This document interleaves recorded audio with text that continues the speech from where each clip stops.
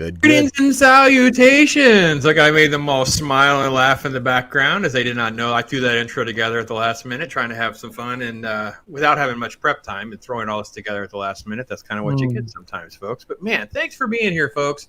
Welcome to a very special Pops edition of election coverage. We will try and see how this takes us down the avenue of all sorts of insanity. Yep. And yeah, so let me first thanks to my immediate left here, Troy Pacelli, my friend. Thank you again. We're cut from the same cloth when it comes to being students and statistical nerds of election stuff. So we were kind of, Troy was saying something, I was kind of nodding along as I was trying to scarf down a meal in between shows was, some people are in like fantasy football. We're the equivalent in politics where we're kind of into quite. Yes. Very much like that. And then below us is the machine himself, Ryan Roger Athay from across the pond, bringing a completely different sort of cultural and different perspective as also a student of politics. He was showing off books and things that he has and also nodding along to, yes, fantasy football equivalency in politics, where we were like, we're talking about there's interactive maps you can get where you can say, well, so-and-so wins this race or that race and that kind of thing. So here's our thing. Our goal is not to be another partisan hack show. It's to have a general conversation with you guys. We're going to offer some opinions. We'll share some results. You guys are going to drive this as much as we are. We don't really know what we're doing. We're just going to enjoy tonight for what it is, and hopefully you guys will enjoy being here with us. So Jacob Ironside, also, he is the man coming right off the heels of the show. Reality-based with that fella right there. I cannot wait to catch that show, my friend. Jacob Ironside, a great YouTuber, great knowledgeable man, up and coming, in my opinion. I had a great show with him talking Jaws. I love some of the other content he's been doing. Check out his show if you are not familiar. And speaking of great shows, my goodness, Left Eye Ego is here. Left Eye Ego. He has a show that he does with Abomination AJ on Saturdays. And they are rocking the pop culture. Talk about the ones that need to be carrying the water behind us, Troy. It's these guys. They are spot on their takes. And animation gurus. They've inspired me. I've gone back, and Ego, you'll be happy to know, Pop's is going to throw down with some X-Men animation thoughts. So I got my first Pop perspective kind of written together about the first 2 episodes of the classic 92 animated X-Men show. So we'll be doing that. So, well, gentlemen, we're here. We're finally here. And I think there's a lot more questions that will be answered in the next couple hours. I want to throw out a couple and get your thoughts. And the biggest one, I think, really is what will be at play, right? Who was right? Is it going to be cultural issues, whether it be abortion, January 6th, those type of things that the Democrats say is the biggest issue? Or is it going to be where some of the polls have shifted and show this? It's about the economy and inflation. Obviously, the political cliche of it's the economy, stupid. What actually will come into play? Troy, let me start with you. What is your thoughts of is it one or the other? A little bit of both, different states. What's your thoughts? Yeah, absolutely. So that's the key question, right? And I've heard some commenters talking about some secret Dobbs voters out there, people that aren't talking about the decision, but that's really their one issue voters. And then absolutely, every election since 92, that famous James Carville quote, "It's the economy, stupid." But I've heard way too many commenters claim that it's the economy, stupid is a fallacy.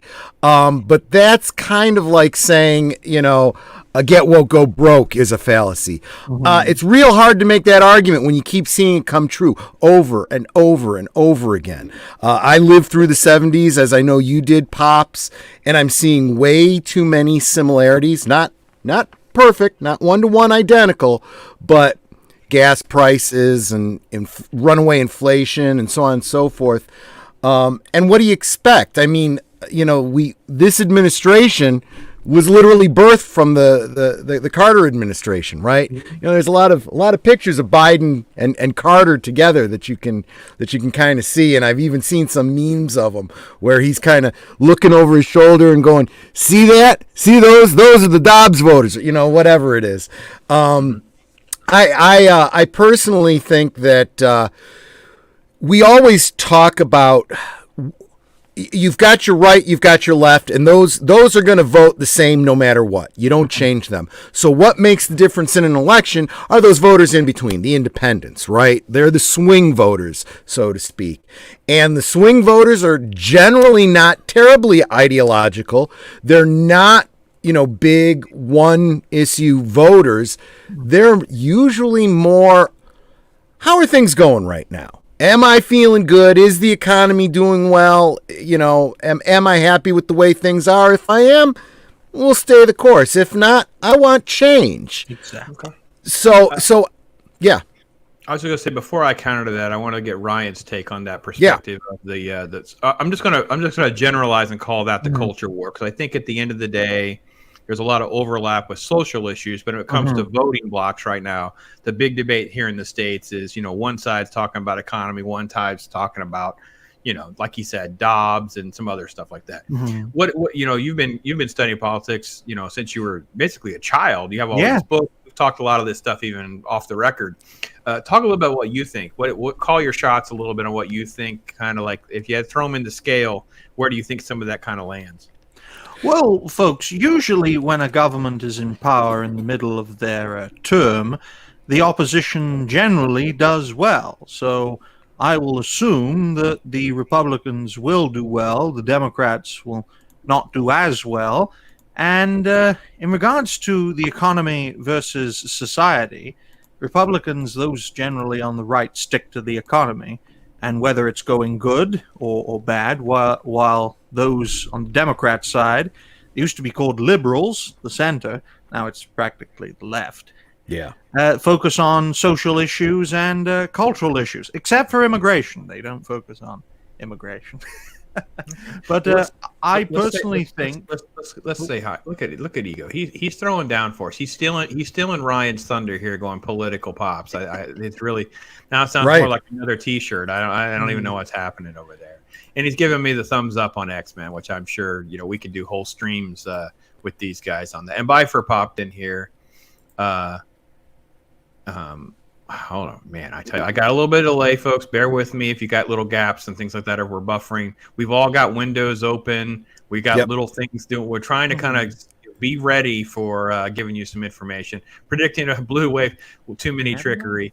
I don't know, Ryan. I think that's a little bit of a stretch. Blue wave's definitely a stretch.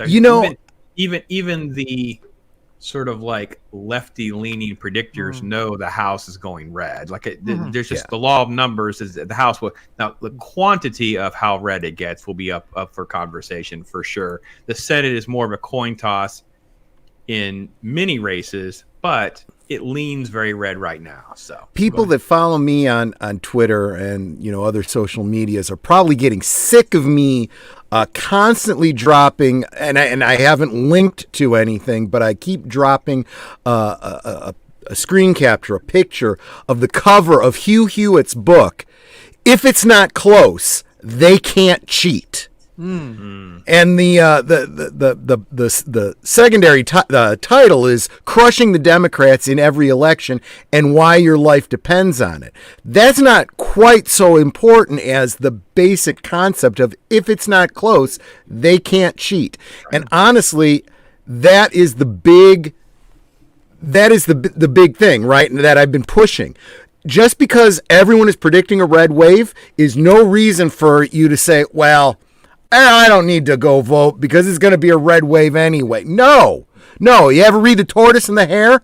Get out there and vote. Not so that you'll win, so that it's not even close. So that they can't cheat. And not only not cheat, but make it very clear. Send a loud, clear message. Not just, we won and we just scraped by. It was a landslide. Get the message now? Yeah. So in Zombie Box Reviews, the great Ryan Maude is here as well. Thank you, ZBR. Yep. Awesome to see you, my friend. Dr. Gesture, also from another country. We've gone global here on the political pops night here. So making cheater hard definitely is what Troy is getting at here, Dr. Gesture. Thank you for coming in here. So Ryan, let me tell you, is there a race or anything like that that's sort of been on your radar screen overseas where you keep hearing the name all the time, or they've been attacked all the time, or anything in particular that you think this is the one that's interesting me the most. Is there a certain race that you're like, there this is is the one I one. really want to keep my eye on? There is one, and it's the one of the few times I root for the Democrats. It's the Pennsylvania Senate race between John Fetterman and Dr. Mehmet Oz. Now, folks, I want John Fetterman to win in Pennsylvania because I really think that Dr. Oz is a slimy rhino. I think you guys know that term. And for all of John Fetterman's faults, and he has plenty of them, he hasn't been in the best of health recently. But I do think he would better represent the people of Pennsylvania than Dr. Oz. He's been lieutenant governor of Pennsylvania for some time before his accident, which in 2019, which is why he is the way he is. And I think that different perspective, ladies and gentlemen, because he's not a suit and tie kind of guy, but it would be interesting to see him making speeches in Congress. So that's one of the few, in fact, might be one of the only times I want a Democrat win. So translation, Ryan's in it for the content. I got you. All right, I got you, bro. So look at this. Japan's representing. Look at Ginger Ninja holding up. Hey, James, hope you're doing well, my friend. And Cannoli Sasquatch, he's in one of those controversial states. Arizona, lots of shenanigans with voting machines. I don't know what to tell you guys. So listen, Florida used to take a lot of heat after 2000 and our hanging Chads fiasco. It is all very buttoned up now. You can go in. I actually was in the place on Saturday. You can go in and give them your information. And this guy wanted to know if his mail-in ballot had been counted yet. And within 30 seconds, he came out without a big grin on his face that it had been counted. I'm like, okay, if we've got it this buttoned up. And someone made a great comment on Twitter today, which I can't have all this many windows open. They says, it's pathetic that this is the situation because American Idol can count votes during a commercial break. Yeah, like, exactly. Wow, there's some truth to that. But let me I'm sorry, we'll kind of keep pounding the same drum if we don't transition a little bit. But let me get to the one thing I think is really going to be telling, because I did shout out my home state. The current state here in Florida is a pretty strong win for DeSantis and Marco Rubio in particular. So it's not really as up for grabs as it might even be told by a Democrat outlet. But the issue here is these were very close races in the past, right? Oh, yeah. DeSantis, oh my gosh, you're talking about like hundreds of thousands of, tens of thousands of votes, I believe. 0.5% he won by, folks. It's insane. To basically, Andrew Gillum was a crazy Marxist socialist before the culture war showed how many of them were like that. And then, of course, this whole drug addict thing and all the other kind of nonsense that came out about him. But this guy wins by 10, 12, 15 points, or, 8, whatever. That's a massively different thing. I think that's what Troy was saying earlier. Like, it sends a completely different message, doesn't it, Ryan, when you talk about the response of, holy crap, this is how many people have moved to Florida and the way they're taking things. Ryan, is that a good indicator how the rest of the night might go, or is it just sort of like it should go that way and we shouldn't extrapolate too much out? I thought, if you go back to 2020, I thought that the easy Florida win, and Florida was won quite easily and quite convincingly, along with Ohio in 2020 by the Republicans. I thought back then, this is going to be damn easy. I mean, you've gone through, you blazed through Ohio, which used to be a swing state in its own right. The Republicans won it, I believe, by 17 points, 17%. And Florida, which I believe was won by about 5%, if memory serves. So I thought, if this is going to be easy, this is going to be easy. If Florida can be won that quickly, then certainly Arizona's in the bag, and certainly Georgia's in the bag, and certainly all the Rust Belt will be in the bag too. But then I found that, Florida's already declared after Georgia. Whereas in 2016, as far as I'm aware, it was the other way around. Georgia actually finalized their results before Florida. So I thought, something's going on here. But I don't think that an easy Florida win or an easy Ohio win will be indicative of the rest of the night. Why? Because I've learned from my 2020 mistake in regards to that. Okay, so Troy, let me ask you then. Yeah. Is Georgia the better thermostat, right? Is the Kemp Walker situation, versus Stacey Abrams and what's his name, Raphael Warnock, right? Is that the better litmus test? See, my take on it is you got to take each state separately. I don't think that you can take any one state as a microcosm and generalize it at all. I'm really getting granular on these states and realizing each one has very different circumstances. So, for example, Ryan brought up Ohio, and he brought this up back in the green room. And I've been thinking about this a lot. I have family in Ohio, so I do have a little bit of insight there.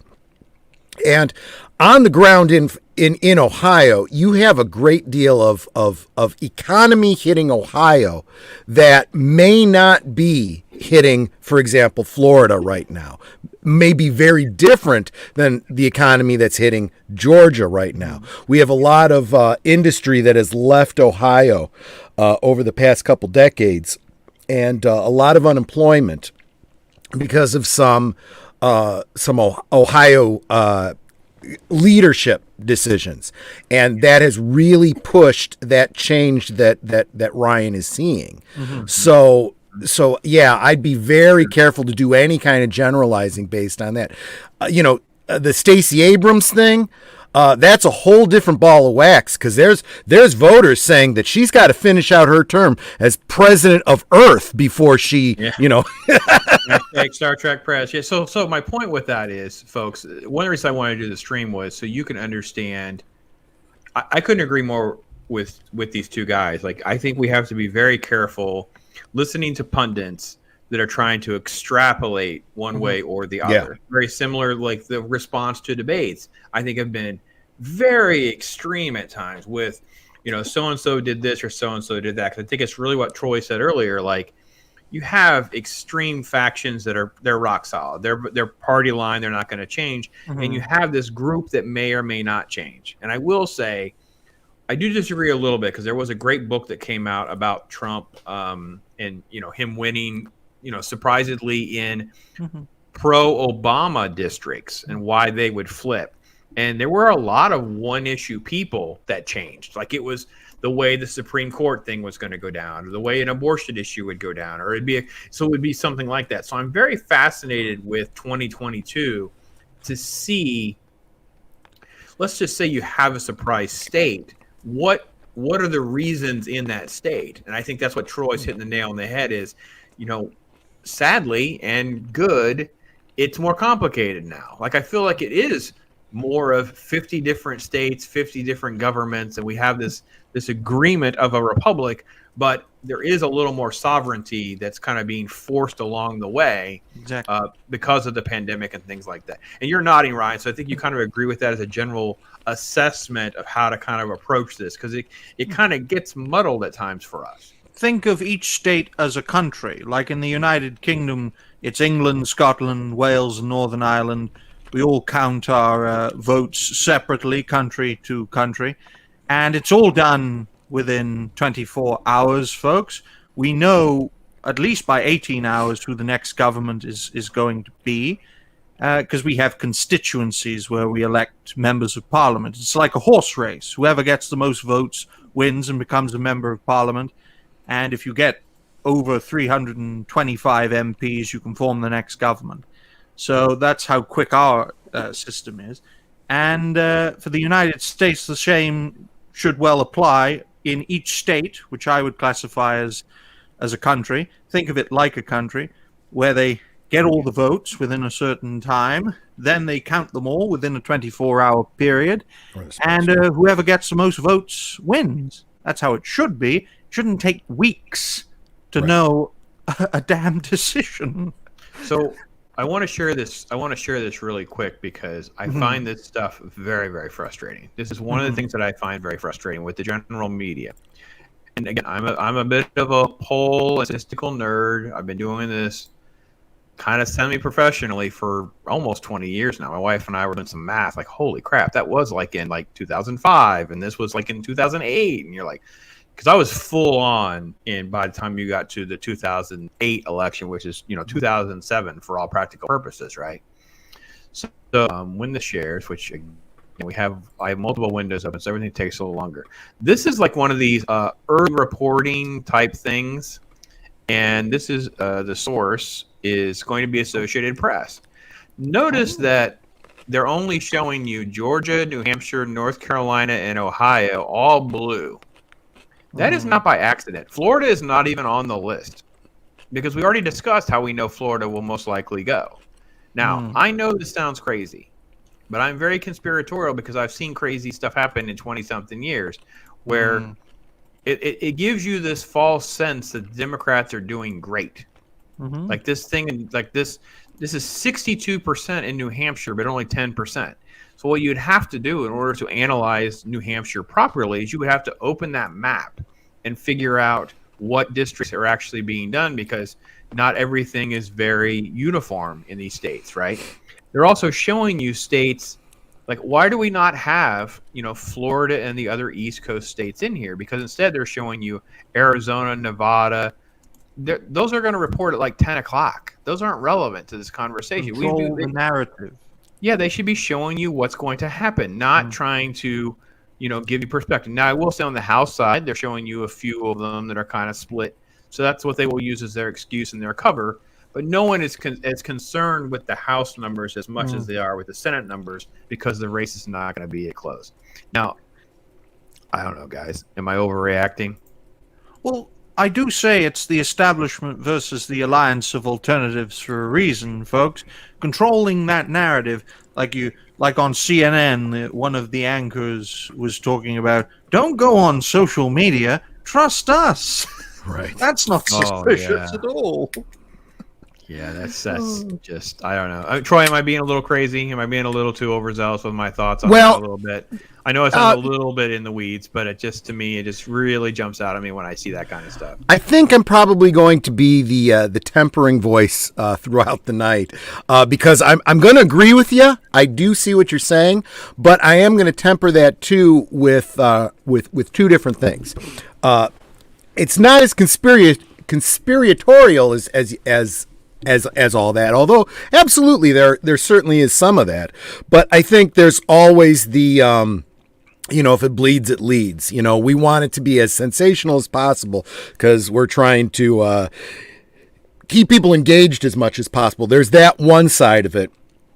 The other side of it is, and we're probably going to be talking about this a lot going forward throughout the night. The numbers that they're looking at are based on outdated models. And anyone who's paid attention to the numbers for the last, I don't know, I'd say 10 elections or more will know that any prognostications that people have tried to make based on these models have been ridiculous and absolutely wrong. And a big part of that is how the polling is done. And I mean, I could get more granular on that, but just suffice it to say that I think that there's people that are in the blogosphere. I'm looking at people like Richard Barris of the People's Pundit and stuff, who are really on the cutting edge, that are aware and actually are doing a good job of pulling good numbers, and few people are listening to them. Although I think more and more people are going to start looking to those alternatives. So I wanted to open this. So this is the Washington Post. They just did this 6 minutes ago. It's taken me 2 minutes to open the thing, by the way. But and it says, among the projected winners Tuesday night were 5 Republican candidates who denied the legitimacy of the 2020 election.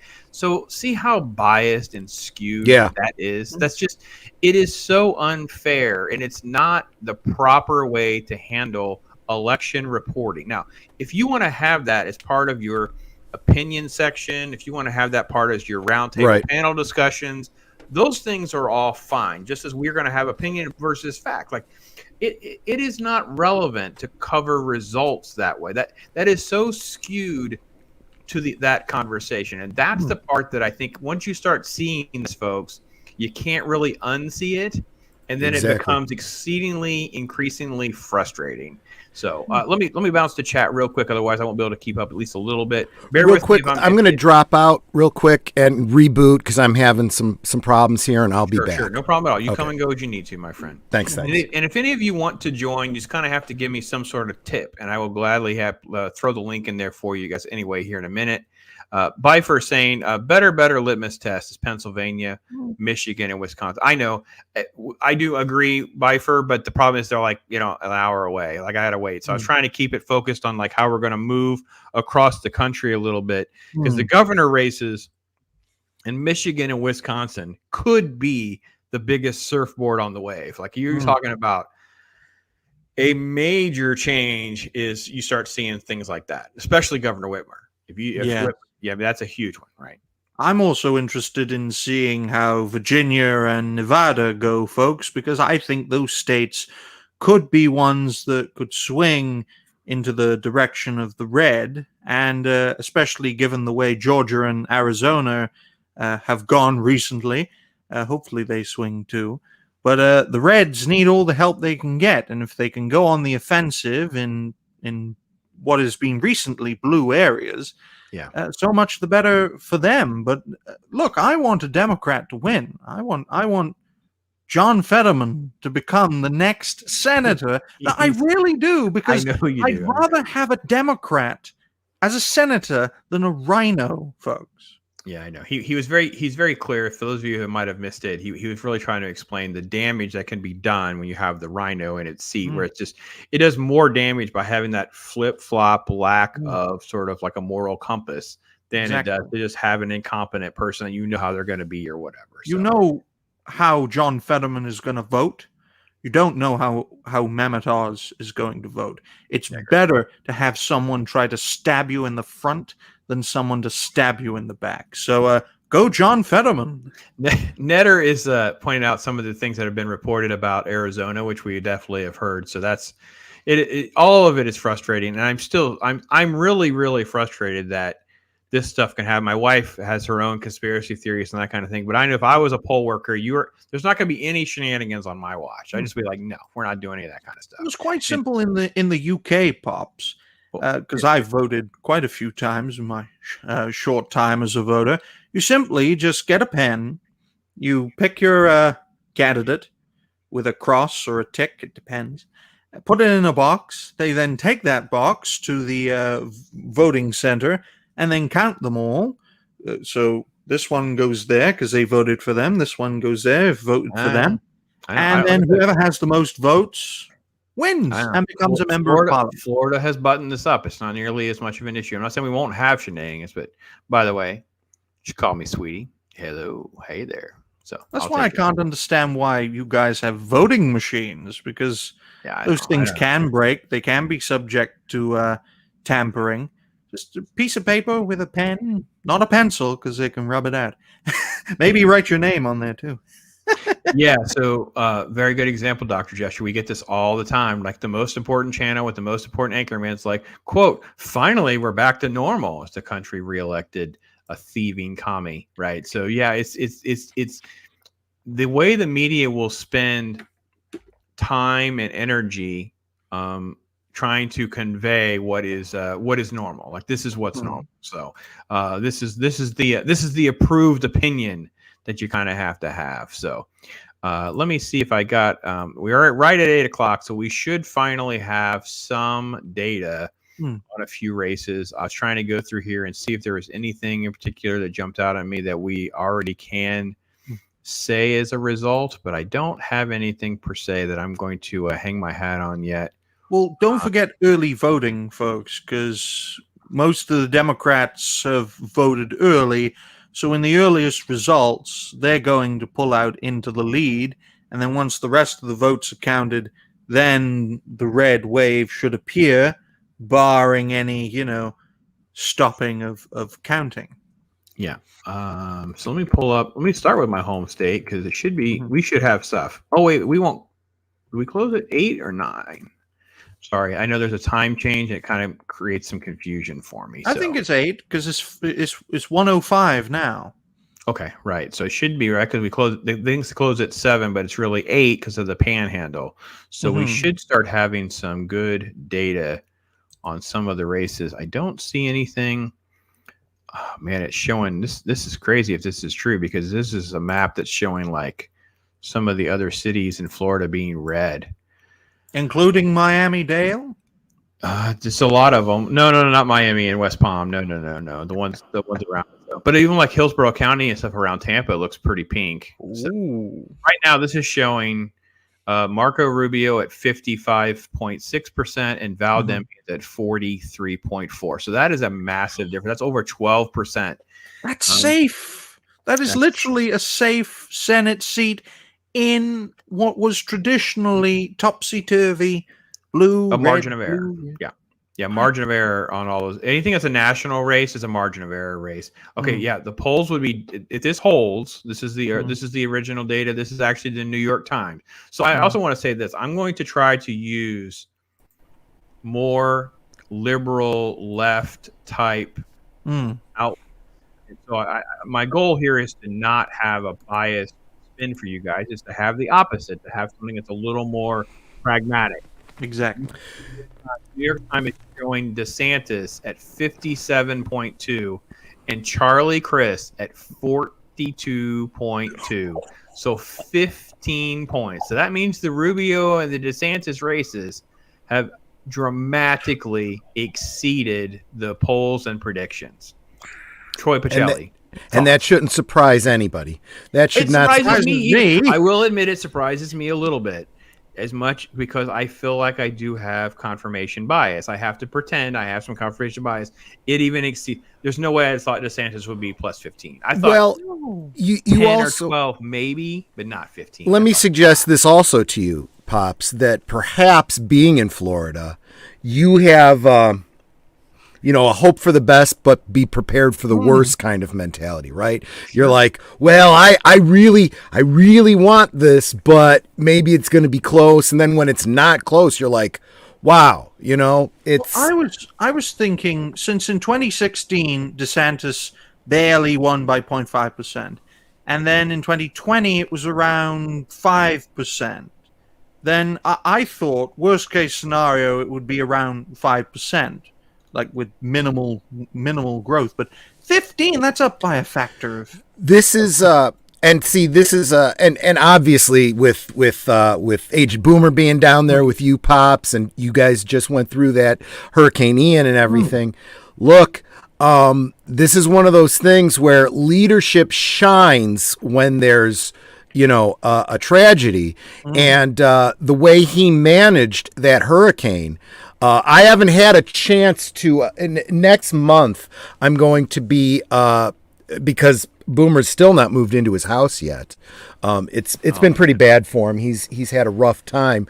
In fact, this week is a little up in the air. He's moving from one Airbnb to another because he had to extend his away from home stay. He's got an aged mother that he doesn't want to move back into the house just yet because you're always concerned about mold and stuff like that. But there's a lot of people down there that I've been seeing in interviews and so forth.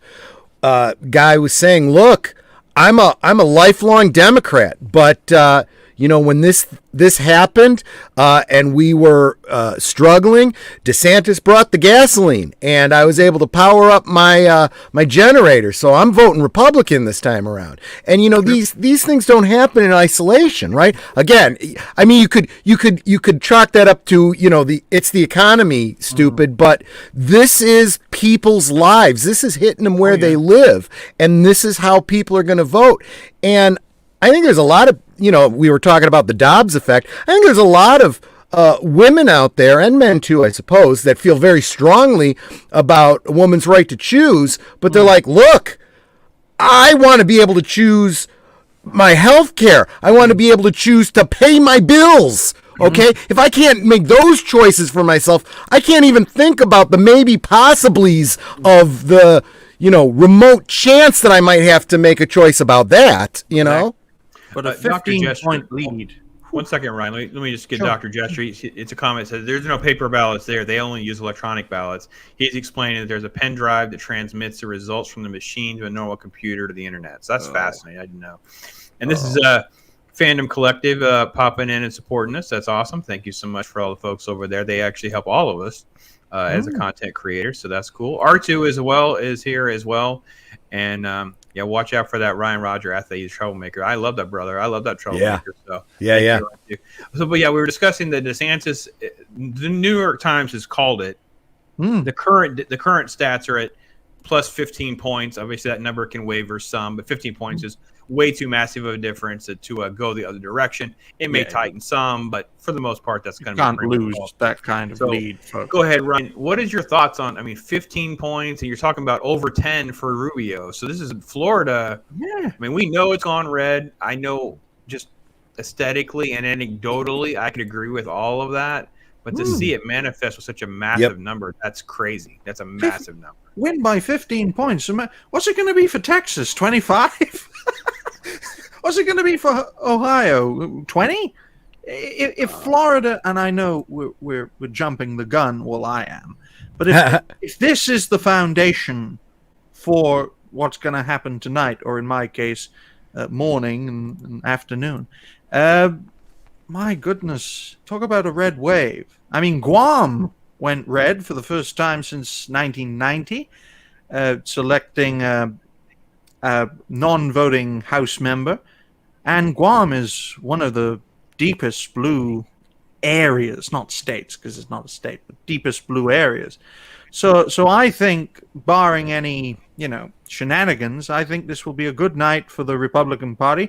And hopefully it's a bad night for the rhinos and a good night for the American nationalists. There you go. Right, go ahead. Go ahead. I was just going to throw some water on Ryan's fire. So the Georgia Senate race, Raphael Warnock and Herschel Walker, that number is kind of all over the map. But you're talking about maybe 100,000 votes difference. But you're looking at least, 7 points. So that is a very pro-Democrat result, at least at this moment. Now, that's we talk about each state's different. But that's like, you see something like Florida with this massive red number relative to even what was predicted or polled, and you look at Georgia and you're like, holy crap, now it's like it's even bluer than it was before. Like it went from red to blue, now it may be more blue. That's fascinating as well. And again, I'm not trying to overreact. This is way too early to call. This is different than the Florida race. They're at 36% reporting on this number over at Real Clear Politics. There could be some other numbers that are a little more up to date, but that's what I've got right now. So one thing I wanted to comment on when I bounced and came back in, just when I was coming back in, Ryan was commenting on the early voting numbers. And I did want to throw some perspective on that as well, because what he said was the general wisdom, right? That especially after the last election, who was going to be voting early? It was going to be the Democrats. They were all for the drop boxes and the mail-in voting and this and that. And the more conservatives that were very much questioning results were no. You vote on election day, you go and you do it in person. Well, it's very interesting because I was starting to already see some of the early numbers coming in, and they were weaker than the Democrats had hoped. In early voting, there was actually a pretty good, and just anecdotally, I have some friends who said, oh yeah, I already voted. Yeah, I definitely voted straight Republican. And I'm like, oh, I'm surprised you went and voted early. He goes, well, I voted by mail, and so on and so forth. I'm like, well, okay. And that kind of also is an indicator. The people that tend to vote early also tend to be the people that have very strong opinions. And the right has very strong opinions right now, too, and want to get their vote in as early as possible. So we're seeing a little bit of that aspect going into this, too. So those early numbers weren't as good as the left wanted to believe they would be. Maybe some of Florida's resources can go into the Georgia campaign. You never know.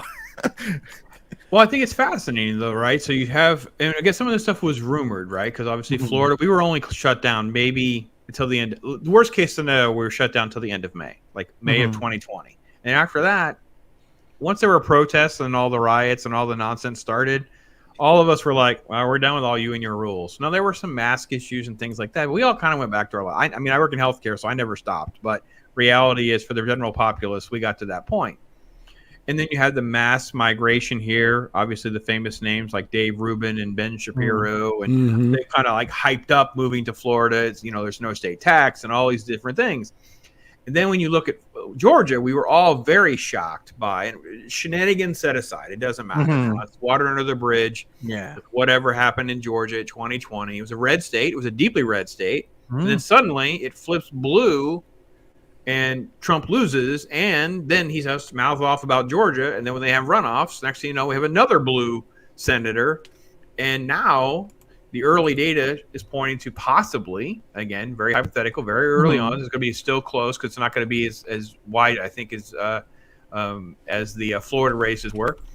Georgia getting more blue. That's kind of crazy. Like Democrats have moved to Georgia and only the red. It's like that's very strange to even imagine. I got to be honest, knowing what I know about Georgians. But I'm trying to get a more up to date on the Senate race. Dean Krantz is here. He said, hey, and I said he's waiting to see if Whitmer's getting walking papers. We are too. Whitmer's going to be one of those names that we'll be watching that race very, very closely. Well, hopefully tonight's results will be analyzed by strategists on both sides, where they done well, where they did not do well, and where resources will be concentrated. If Florida is a good day for the Republicans, and if Georgia is a good day for the Democrats, maybe it's a question of moving resources from one state to the other and reevaluating positions from Florida being a swing state to a red state and from Georgia being a swing state to a blue state. So strategies do have to change over time. As I said previously, I thought a good Republican strategy would be to go on the offensive in Virginia and in Nevada, which in recent years have been a blue. But if you need to shore up resources, try to take back Georgia and Arizona first before you go on the defensive. Yeah, that's true, because the national groups did pull away a lot of their money in Florida. The Democrats pretty much abandoned it. Like some of the early polls got DeSantis up like 6 and 8, and that was pretty much the end of the money here. There was some money still going to the Val Demings part for a while because some of those polls were still a little tighter, but obviously some of that data was completely wrong. Dean's really, I didn't know, Dean, that's where you were. So yeah, he's saying, 21 months of lockdowns in Michigan. That is just, whew. And the strictest lockdowns, a friend of mine owned a business for 24 years and had to sell. That's just tragic. And so if stuff like that happens, that goes to what Troy was saying earlier. That's going to trump everything, man. You know what? Yeah. I'm sorry. I know you may have social issues. You may have certain concerns. You may be anti-war. You may be, this, that, and the other. Next thing you know, the government is so stacked against you, it can change your perspective on a dime. I used to have a friend that he used to be so anti-Republican because of something that happened to him personally during the Reagan administration, and he blamed the Reagan administration. So he would just never forgive Republicans. And I really couldn't argue against that. It's like, if someone's damning, like literally when politics gets personal like that, it's a little hard to undo some of that, to be honest. So I did want to speak specifically to the Gretchen Whitmer Michigan situation. So just recently during I don't remember if it was, I think it was a debate, Whitmer came out and said something about only having had the schools closed for 6 months. Correct. And people responded like, what are you smoking? Kids were saying, I was out of school for a year and a half. And people see this very clearly. You can only there's only so far you can blow smoke. They know the reality, and as soon as you lose that, as soon as they see what a ridiculous liar you are, even your staunchest supporters are going to start going, I don't even know how I can defend you. Yeah, I know. I was trying to get an update on Georgia. All of the results that I'm seeing still has only like in the 30 percentiles as reporting. So it's still very, very early on with that data. All the early numbers, though, they have Raphael Warnock at about, in the 50s. So it's definitely a very strong lead there, at least initially, in the neighborhood of about between 30 to 38% reporting. So we still have a long way to go, but that's the early one there. Again, folks, if you have anything that you want us to look at real quick, I can always try to pull it up and we can at least discuss it. I'm going to try to check over on that New York governor race. Not that I think Kathy Hochul will actually lose. I actually I know a lot of people are trying to throw that out as some sort of crazy thing. I personally don't think it's going to happen. I don't think there's any chance that it's going to happen. But I wouldn't say no chance, but you're right. The likelihood is low. Yeah, I just think that you have to understand that's where the social issues, commentary stuff will play the strongest. That there in California, probably Massachusetts as well, maybe even your home state in Illinois. It's like these are the things. It's like red meat. Like they just, oh my God, they're going to take away. Obviously, they live in a state where they can control all of these things from a very radical perspective. I don't have any data that's showing me any numbers that's going to matter. This is all essentially. Whenever reporting is like less than 10%, it's essentially zero. I'm not even gonna talk about. And this is another one of those anecdotal things. This can't be generalizable, but literally this morning after Nanette and I went and voted, we stopped at the grocery store on the way home, and we were talking to the lady checking us out. Again, everyone, Illinois, Cook County or Crook County, we were talking about whether or not she was going to vote. I get off at noon. I'm going to go vote. She goes, normally I wouldn't tell anybody this, but I'm a lifelong Democrat, but I'm going to vote against, I got to vote against Pritzker because, da da da da da da. And, when you can make that connection, it's like, you don't mind opening up. And we said, well, lifelong Republicans here. And, you gotta understand that, and she even said, she's like, it probably won't matter. He's gonna win anyway. And I'm like, but it does matter. And here's why. Even if you know that Pritzker's absolutely gonna win, if there's a bigger, Republican turnout for the other guy, hell, I can't even remember the other guy's name. I don't even remember who it was I voted for. I was just voting against Pritzker, right? There's probably a lot of people doing that. And if there's enough people, when the Democrat machine is like, we got this. Wow, they got a lot more votes than we were expecting. Sometimes that sends a message. Yeah. And you see this mainly with big cities, especially, folks. The city versus country dynamic is a real factor, and as we see increasing urbanization, it's going to cause a kind of swing because city folk and country folk, different policies suit them in different ways. So let me a couple updates here, folks. This is an NBC outlet. They're calling the New Hampshire Governor Chris Sununu is won re-election, so that's calling that there for the Republican governor there. That's in New Hampshire.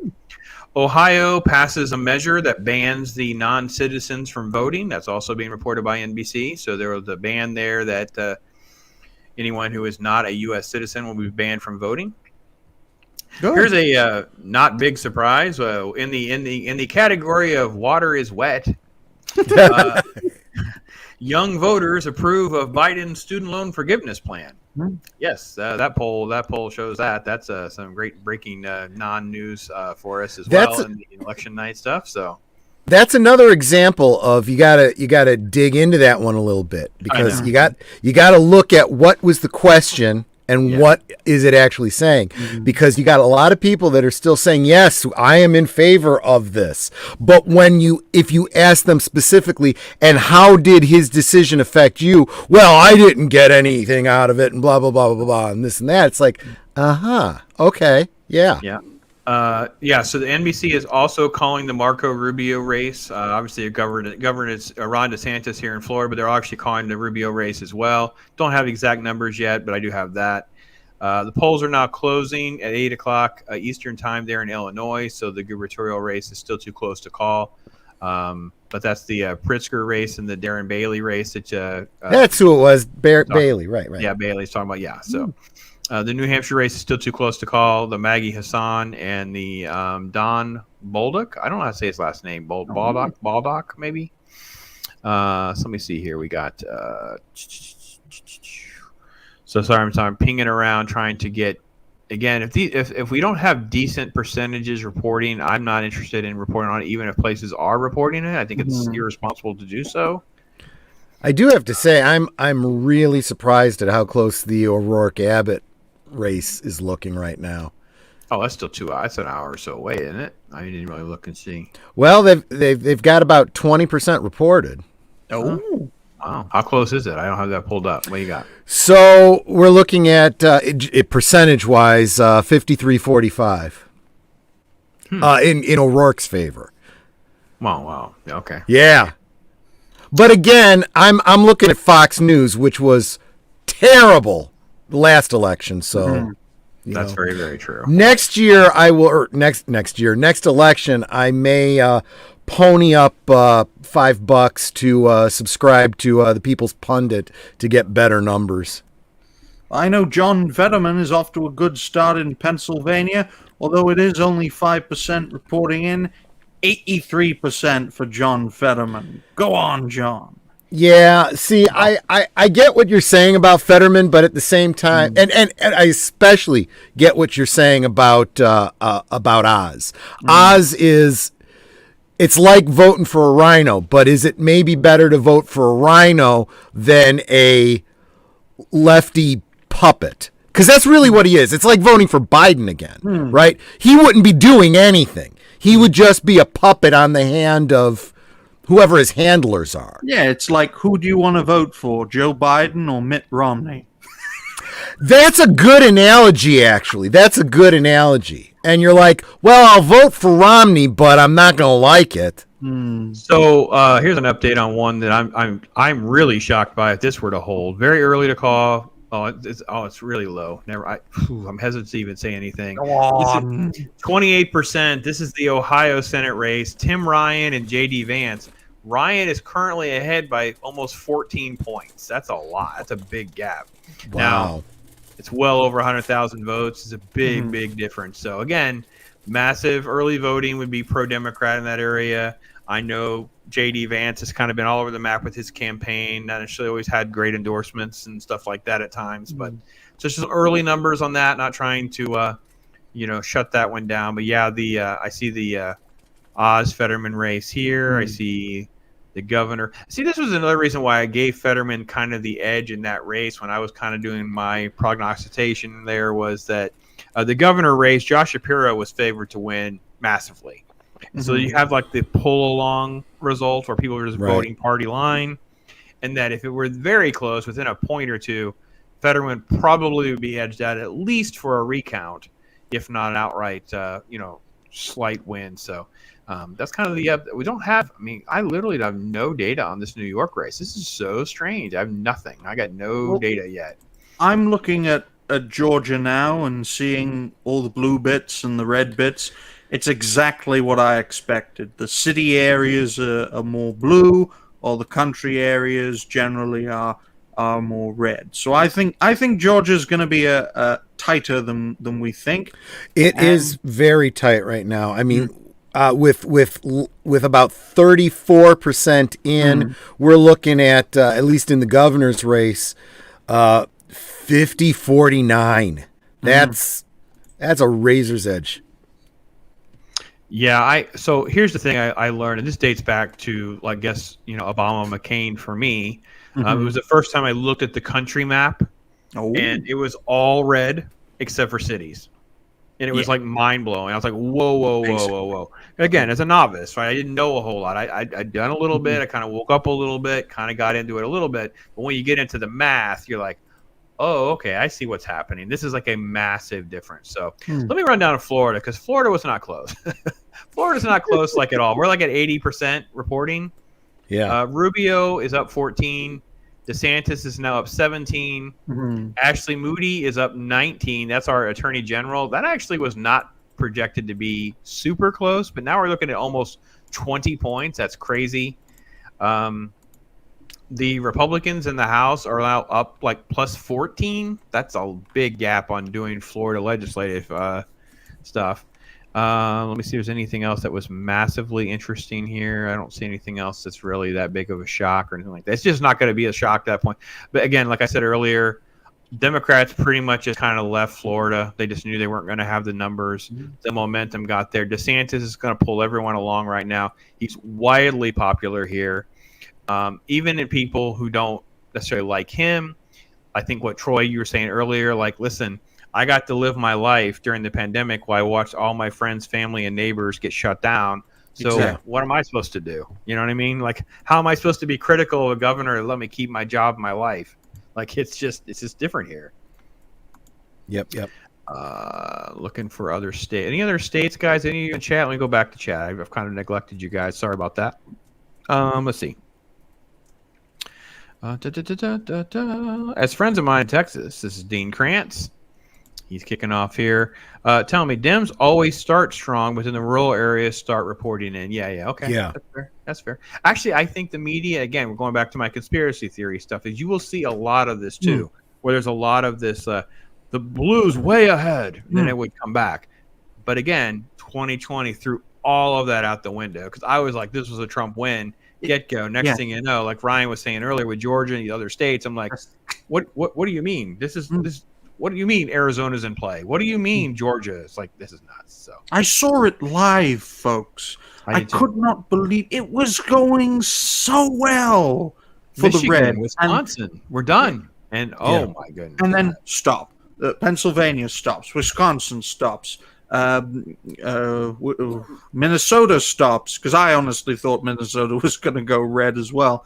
Arizona stops. Georgia stops. And I was like, yeah, there's something going on here. But I don't think we'll see that this time. But, you know, the cynic in me thinks, yeah, it's going to happen. If it's too much of a defeat for the Democrats, it's going to happen just to mitigate the damage.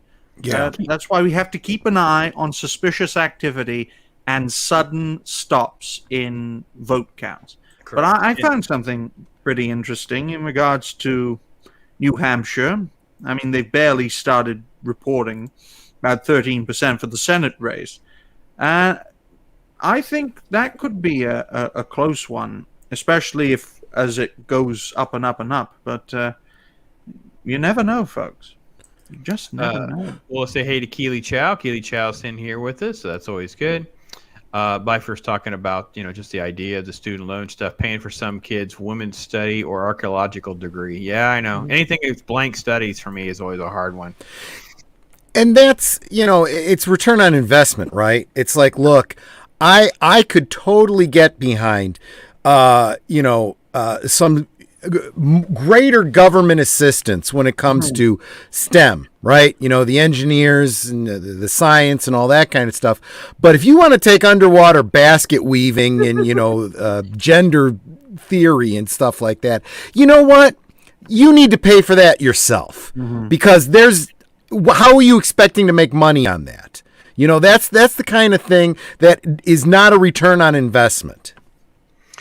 Dean Krantz is said that this is the way the rural areas come in later. This is Dr. Jester commenting about Ryan with the Fetterman stuff. His wife seems to be controlling him. Yeah, she's the only one that she's translating everything the dude says every 2 seconds. So well, and if she's not, the media is right. It's. It's the same thing with Biden. True denominator pressure, and they'll tell you what that translates to. Lots of crazy stuff going on in the chat, so that's always fun. Oh, New York doesn't close until 9? No. Oh, okay. That's news to me. I did not know that. So thank you, Byfer, for letting me know that. That changes why there's no data. So thank you so much. I did not know, so I appreciate that so much. And Ryan, Chris Burgess here, first off. Hail to Chris, also one of our members and our mod, so can't tell you how things turned out. And I do get what R2 was saying, rather vote for an inanimate carbon rod than these two. I believe that was in reference to Fetterman and Oz. But here's what I'm going to say to that. If Fetterman wins the way Ryan seems to want, it is basically a mockery of our whole political system. It's literally saying it's okay to have a puppet government. That is exactly what we do not want, you know. And I would say, for the same reason that Ryan's saying he wants Fetterman to win, I want Oz to win so that the state can look at Oz and go, we voted for the best we had, but we need to really think about primarying this guy out and putting in, you know, some real representation. It's just, folks, I despise Republicans in name only. I don't like political backstabbers, and I think every damn rhino is a backstabber. That's why I prefer John Fetterman. So Matt Comidiot is here as well. He's making jokes that I don't find funny at all. Water main breaks. Not funny at all, Matt, just so you know. I don't know. Not having I love link Chris come up in here, bro, so you know. Chris's comment. I got to go back. I got to figure out where it was. I was going to say his most recent one. He's saying, Troy, how can you even study archaeology and anthropology now if they don't know how the skeleton identified? That's very true. Claude is here as well. Lava-based crocheting. You know, the sad thing is, I wouldn't put anything past these people, to be perfectly honest. So.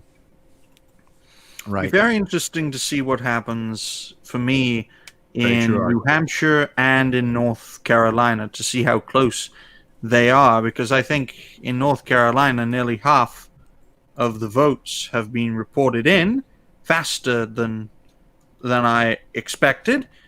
Maybe that's because the Democrats are winning.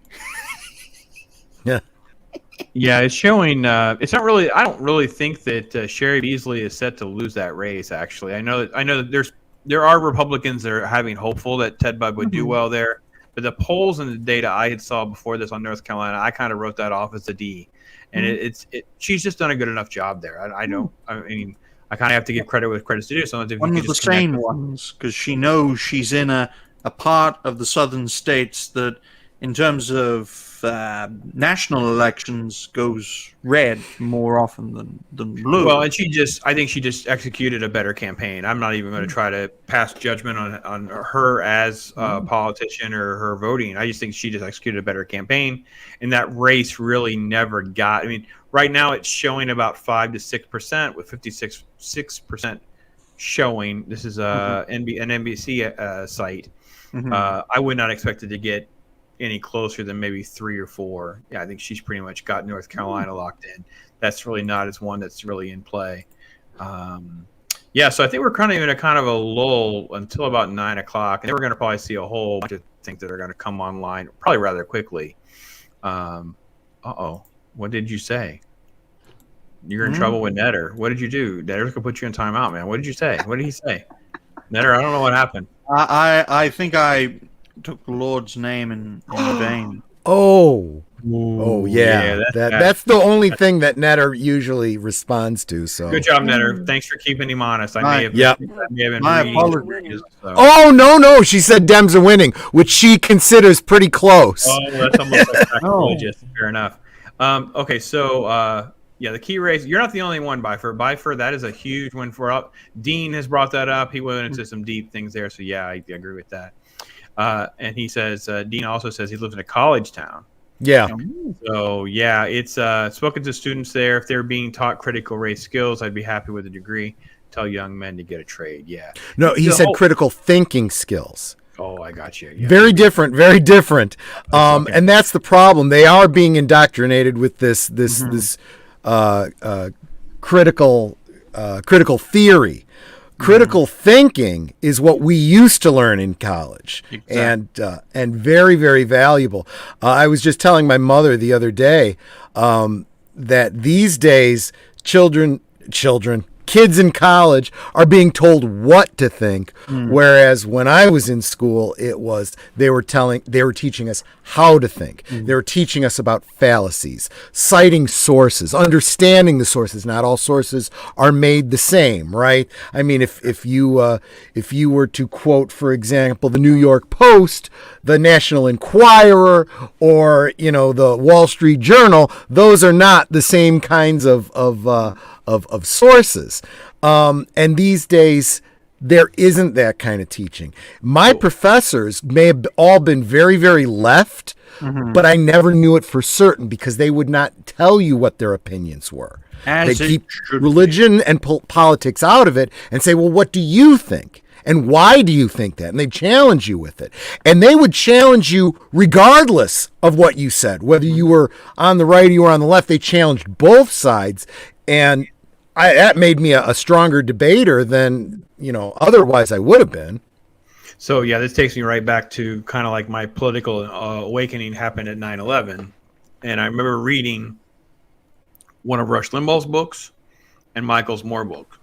And as a scientist, professionally, I was so shocked at how shoddy Michael's Moore writing was. So, for instance, you use a footnote.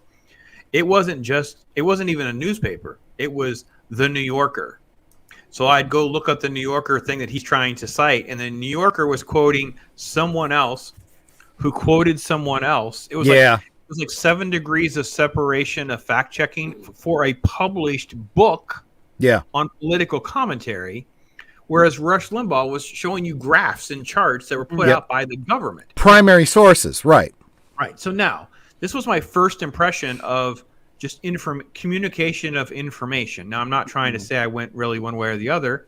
It is just gotten to a place now where I think what Troy is saying is like become like epidemic. Like they're not treating any of that kind of stuff. So I do want to hail Dave Reardon. Who knows how long he can stay with us? Talking about my brother from another mother, my friend Dave. Oh, thank you so much for hanging with us, bro. And again, hail to Florida. He's a Florida brother as well. So yeah, we survived some tension in the air. We'll see how our day at work goes tomorrow with people here being all upset, but we'll see. Well, the Republicans have already gained 3 House seats so far, so that's something. A good sign. I do want to defend Roger on one thing. R2 is saying Roger pronounced aluminum wrong. No, he didn't, because they actually spell it differently. He said aluminium. That's a whole completely different word. They both happen to be for the same element, but we spell it differently. Don't worry, folks. You guys are a strong and courageous bunch. Let me see. Fact is, if Britain hadn't forgotten to trademark the language, America would be paying you folks a great deal in astronomical amounts in royalties every year. So, just saying. Are there any races or anything like that folks are hearing about? You guys in chat really haven't offered too much up, but if you guys have heard anything or you guys know about it, want us to take a look at. Right now in Georgia, it is kind of a head scratcher. Right now in Georgia, we're at about 47%. Raphael Warnock is about 4 points ahead of Herschel Walker, and Brian Kemp is ahead of Stacey Abrams by about 3.5. Oh, that just flipped. So this is a back and forth districts of counting. So kind of stay tuned on that one. I'll kind of refresh it as we go. And everything is beginning to tighten up, folks. Yep, and it looks the Abbott O'Rourke thing just flipped too. Yep. So, but again, that's at 25%. So let's not. Yeah, we're getting there. So we're actually getting some data coming in a little bit. We'll see. Sununu Sherman is still real close, but they just pushed that one into the red again. Mm-hmm. Yeah, that one should be pretty sad. I don't think the map placed any major changes there with the Sununu race. But yeah, this is so I think let's see. This is why this is so exciting to me. Watching these numbers come in. Oh no, we're losing. Oh, look, and it can do that all night long. Well, I think that because I'm focusing more on North Carolina because Pops thinks it's all sewn up. Just had a refresh of the page and now, my goodness, 51% reporting according to this, and. No, that's Georgia. That's the wrong one. Oh yeah. It's very easy to get your cursor on the wrong one and look at North Carolina. It's North Carolina. I have 58% reporting, and it's 51 to 47. So it's a 4-point lead. So maybe a little bit tighter than it was. We'll see. Yeah, I mean, listen, I'm game for what Troy's saying. Like this is really kind of like in the thing that you kind of enjoy game playing a little bit about how things play out a little bit.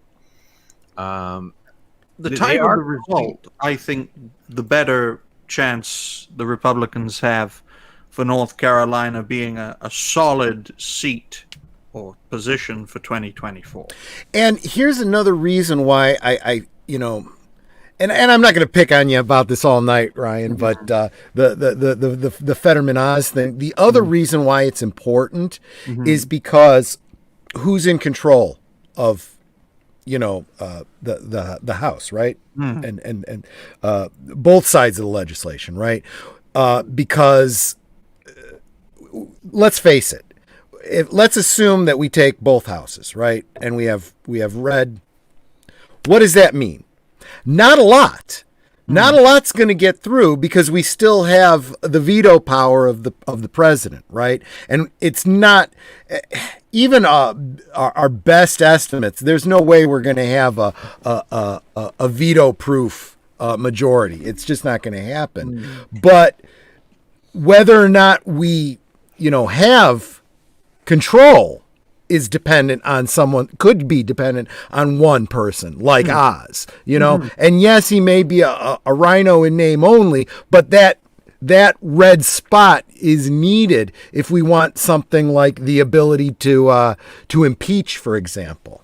The Georgia race is important to keep an eye on it in the sense of if they get less than 50%, so let's say it's like 49, 48, yeah, there has to be a runoff. We have to do it again. Yep. So keep an eye on that in the back of your mind that some states have different rules that would require a different result. Go ahead, Ryan. I'm sorry to mean to cut you off there. I was just saying that so long as all of the new senators and all the senators on one side do vote for impeachment as well as all the House members, because so long as the party structure is strong enough to keep everyone's feet to the fire, I would agree with you, Troy. However, I don't have confidence in the Republican Party apparatus to, what's the word I'm looking for?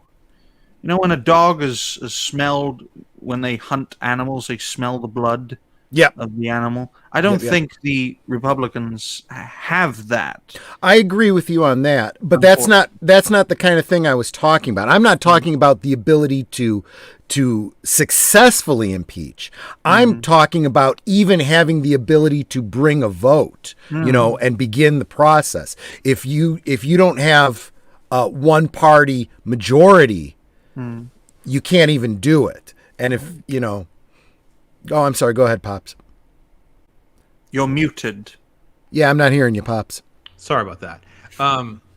Because long before we get to something as serious as like an impeachment conversation or whatever, let's be honest, like the majority element in the Senate is going to matter so much more to run committees. We're going to handle Supreme Court hearings, those kinds of confirmations and things like that. So that would matter more to me. Same thing in the House would be more like who's heading up committees for investigations. And most importantly, I really would like to see for the first time on many, many moons, like, can we put a freeze on spending? If we actually have these knuckleheads do that, because I don't buy they're going to. But I can have a dream that we're just going to say, no, we're just not doing anything. No raises for federal. We're in the middle of like an inflation crisis, and we can do those things. That's the opinion segment from Pops. So, yeah, and we don't have any. We haven't even touched on the war in Ukraine, but even if we completely take both houses, we can't change what the president's doing with the armed forces, but we can cut off funding. We can cut off the spigot, Yep. What was I going to say?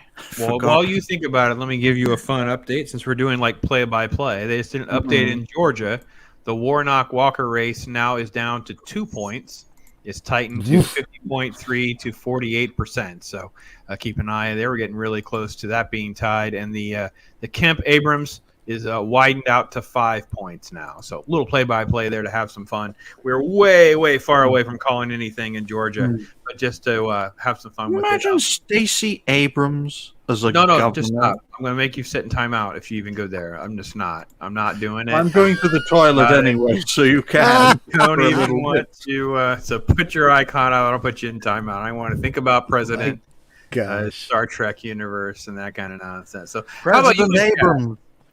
Yes, I know. Is anybody in chat? You got another race or anything else that we kind of need to keep an eye on?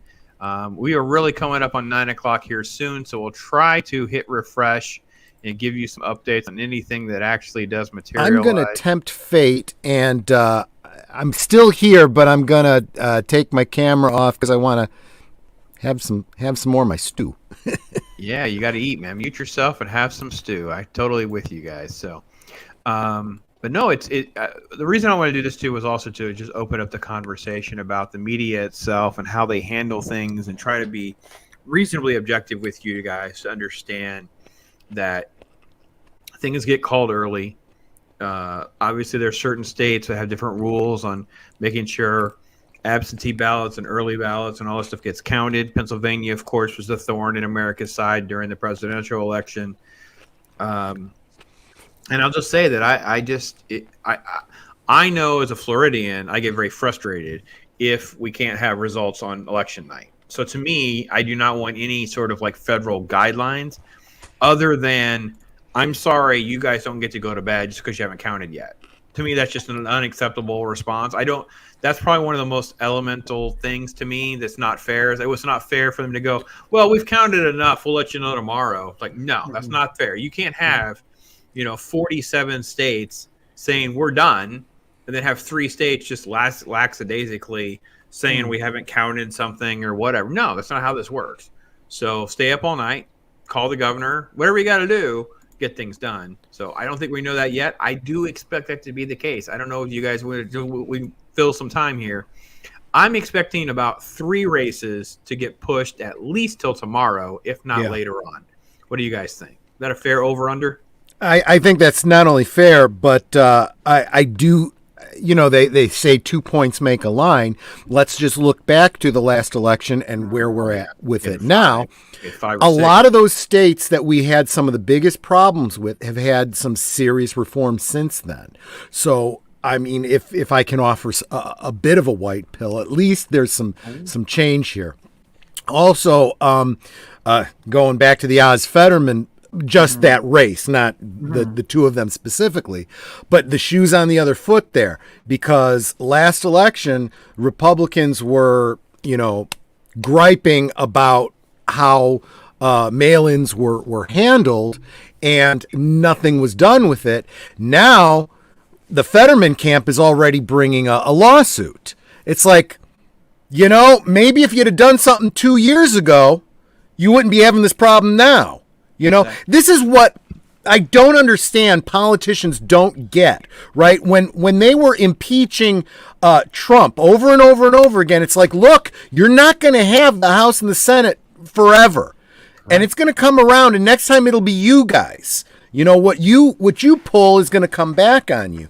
And I see that happening with the elections right now. So then when you see people saying, the Republicans are all election deniers, and then you get all these clips of them being election deniers. It's like, hey, let's be intellectually honest here, people. So let me ask Ryan, are you familiar with like the conversation in the Supreme Court about like the filibuster and things like that? Because that's another one they use all the time. Like when they're in power, they'll say X, and when they're not in power, it's Y. Does that translate overseas? Do you guys get a lot of that kind of stuff in conversation or no? Especially in regards to changing voting systems, folks, from first past the post, which is what we have, where basically you become a candidate, stand for election, whoever gets the most votes wins and becomes a member of parliament. Changing that to a proportional system where the percentage of your vote equals the percentage of seats you have in parliament. So say, for example, you get 10% of the vote, there's 650 MPs, so you get 65 MPs. When you're in opposition, you get a lot of that being talked about, but not in power, because they change the voting system, it'll just be endless coalitions. So with the filibuster, it's basically speak your mind for as long as possible to ensure that time is wasted. Yeah, that's basically it. It's a very interesting tactic, folks. I wouldn't do it myself because I'd have to drink at the end of every sentence. But it is necessary. I guess a better point of the conversation then would be maybe not filibuster then is kind of like nuclear option, right? So when the Harry Reid nuclear option thing came into play, that's where they have this ability to do a Senate vote on 51 instead of 60. Oh. So 60 is the norm for certain things, but they made these rules based on the way a bill's written with economics and things like that. It can just be done with 51. So when they're in power, they love this. They're about ready to hate it because they're about ready to not have 51 anymore. And you're going to see all these things about, they can't pack the Supreme Court. That would be against the system. They're gonna say all the things they've been saying in complete 100%, 180 degrees opposite. And the press is going to lay the groundwork on that starting tomorrow. I 100% guarantee it. If you want to get things done, folks, the 51 simple majority is the way to go. But if you want nothing to be done at all, then you have the not the simple majority, the complex majority, so that nothing can be done on any level. So I can understand that from a political perspective. But in principle, you either stick with one or the other. Don't flip-flop. I'm going to, when this loads, you're not going to believe the Florida map. It's red. No, it's just red. This is insane, Troy. I don't know if you've seen this picture or not. So this is what the Florida map, there's only 3 seats not called. The House in Florida in its current seat right now is 20-5. Yeah. 20 GOP to 5. There's only 3 not called. That is basically Miami and West Palm, and then this little tiny section around Orlando. That is it. From the information I've got. Insane. And I mean, even if Orlando proper and Hillsborough go blue, let me see if it'll give me Kathy Castor will win that. So that'll be blue. And I think they're all likely. All the remaining ones are likely to be blue because I have it here 20-8. But still, that is a fantastic. Darren Soto is going to win. I know Kathy Castor because she used to be my rep. She stopped returning my calls and blocked me. Yes, my reputation, Florida. You can imagine how bad and opinionated I am over Star Wars. Imagine that in the political arena and how much trouble I would get myself into. Like, I'm a jump the rope kind of guy. I'll tell you a quick press story.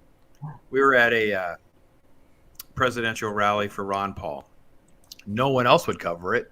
We're in a room, and the news comes in like 5 minutes before, and they make all this commotion. They want a camera. Like, we've been there for like 20 minutes, right? So they go around the room, and all the reporters are waving their hands or whatever. And I'm in the front, and I just did like this. And Ron Paul looks right at me and answers, and it takes my question. And then everyone else that goes after us goes, this is Scott Terry, Orlando Sentinel. This is John Fritz from MSN in Channel 3. And no one cares. Ask your freaking question and get on with it. It's all about their credentials and their presence and whatever. And I'm like, I got another question if you'll let me answer another question. It was just big eye opener of how they see everything. Oh yeah. But the thing totally, I just drew a blank. I don't know what I was going to say. Never mind. Jacob Ironside is going to fill in our gaps. Says rules for you. Is rules for thee, but not for me. Exactly. Rules for thee, and not for me. Unfortunately, I also would say projection. What is it? Confession through projection. Whenever you, like I was just saying a little while ago, you had you had all these Democrats saying the Republicans are election deniers, and then they're the ones coming out saying, it was stolen from us. Well, really? It's word for word instruction, pretty much. Yeah. In Saul Alinsky's rules for radicals. Yep. So it's like, I will blame you for me. Yep. So anyway, Bifer, it's a little tricky to do that because obviously all the theme parks and touristy stuff are in the big cities. That's the blue areas. Right. It is what it is. But I'll tell you this, as far as the political nature of things, this is like, I don't even know how my wife's going to, she won't even sleep. She'll be so ecstatic to know that the state has gone further red. And not just the governor's race. I'm talking about these are House seats. That is insane. You're talking about a 20-8 kind of number. That's and again, this should not surprise you, just given all the people that have moved to Florida and why they moved to Florida just the past couple of years, right? And it does go to show what proper Jacksonville's government. red. That is crazy to me. Sorry, go ahead. You were saying, Pops? Jacksonville's red. Jacksonville is like industrial. Like it is not red. Like it's a blue city. I don't know. This is crazy. I'm so happy to be in a red state. Well, I think you're going to start seeing though that the left blue union voter is starting to go right because they are starting to say, wait a minute. Yeah, I don't think that the Democrats really have the union workers, interests at heart. It really is starting to look more and more like it's actually the Republicans. And that's why I was pointing out that the Florida, folks, is basically the next Alabama. It is the reddest of the red now. Midwest is starting to come in. As a result, I'm doing some refreshes to see if we got anything worth noting yet. As a result of good, proper governance from a competent leadership and administrative team working hand in hand. And hopefully in 2028, Ron DeSantis does the right thing and campaigns to be president. Kudos to Ryan as well, who gives us hope with North Carolina. North Carolina has tightened now to be less than a point. They're at 64%. Now Beasley is only up by 0.7 of a point. So, listen, calling the shots. This is getting fun. It gets fun when it's like that. Meanwhile, in Georgia, under 50%. Raphael Warnock, 49.5. Herschel Walker, 48.8. That is a runoff situation. And then Stacey Abrams is now behind 7 points. So it's definitely gotten more red with the counts there in Georgia as well. Troy, you got anything coming in that's worth noting? I don't have any. It's all refreshing, but I have I'm looking at governor's races right now. I'm seeing this is interesting. It's showing 0 reported in, but there seems to be an expectation in Iowa of Reynolds over Stewart. I'm not sure what that's based on because they're not giving us any numbers. Same thing with Wyoming, Gordon over Livingston, again with 0%. So I'm not sure. I'm wondering if those are projected. Same thing. Colorado is Polis over Florino with nothing reported in. Texas is the one that's actually showing some numbers, like you said, with Abbott over O'Rourke with 53% reported. Yeah, Whitmer. They have Whitmer over Dixon 56-41, but it's like it's less than 10%. Like we barely got anything, so it's hard. It's not even I don't. Yeah, I'm not even sure what they're basing that on with 0%. It's a big extrapolation at that point. Yeah. Looking at the House results, the Democrats have currently, from my statistics, according to the Associated Press, they've lost 2 seats and the Republicans have gained 4. If it keeps going like that, that could be a solid. Oh, look at Herschel Walker in the lead. Nice. He's in the lead now for my statistics. Yeah, come on. Next, it's a tie. I have a neck and neck situation here. We've crossed 55%, and of course, Kemp's pulling away here now over 8%. So the votes are coming in with the areas around the state, some of those rural areas that you guys were talking about in chat. Yeah, that's what's happening here with some of these races. So Herschel Walker was a Democrat who defected. That's how much they have alienated people. That one of their own who towed the party line has now defected, thankfully gained the support of the opposition. And now we are seeing that the Republicans aren't just diehard nationalists or even rhinos. They're also welcoming a much more liberal-minded section to balance out the party so that it can reflect all of America and not just a radical fringe. See, there's again this. Did we win? let's catch up on chat for 1 second. Zach says here, did we win? I don't know. I didn't know which. I don't have the Canada district pulled up, but feel free to let me know. No, I think he means is it all over? Did we? I know. I got it. I'm trying to be facetious like this, maybe. With that. Chris Persia is also saying Democrats were election deniers for 4 whole years. Yep. Their post 2020 rhetoric is a tad hypocritical. I can go back further than that. It's more than a tad. Yeah. Yeah. 2000. The stuff with the Al Gore, whenever I read the book that was put out by Mark Levine, I'm in Florida, so I should have known more about this. Yeah. And I remember living through it going, but Gore was never in the lead. Like, I don't understand what Right. they're saying. Like, all of the counts, they would report the counts every couple of days here in Florida. But then the national press and the consensus from all of my liberal friends would be like, well, no, it was stolen. I'm like, what are you talking about? It was always like, I don't understand. Then I read Yeah. the book and realized all of the shenanigans. So, yeah, I have no patience for all of this kind of nonsense. So, Yep, absolutely. Sanders won Arkansas. I don't know. Was that up in play? I don't even Well, know. it's no. He's what he's referring to is but keep in mind that we've only got about 14% reported there. But yes, they are showing Sanders in the lead by I don't know, about 12% or something like that. Oh, I see. Oh, that's Sarah. Okay, so Sarah Huckabee Sanders.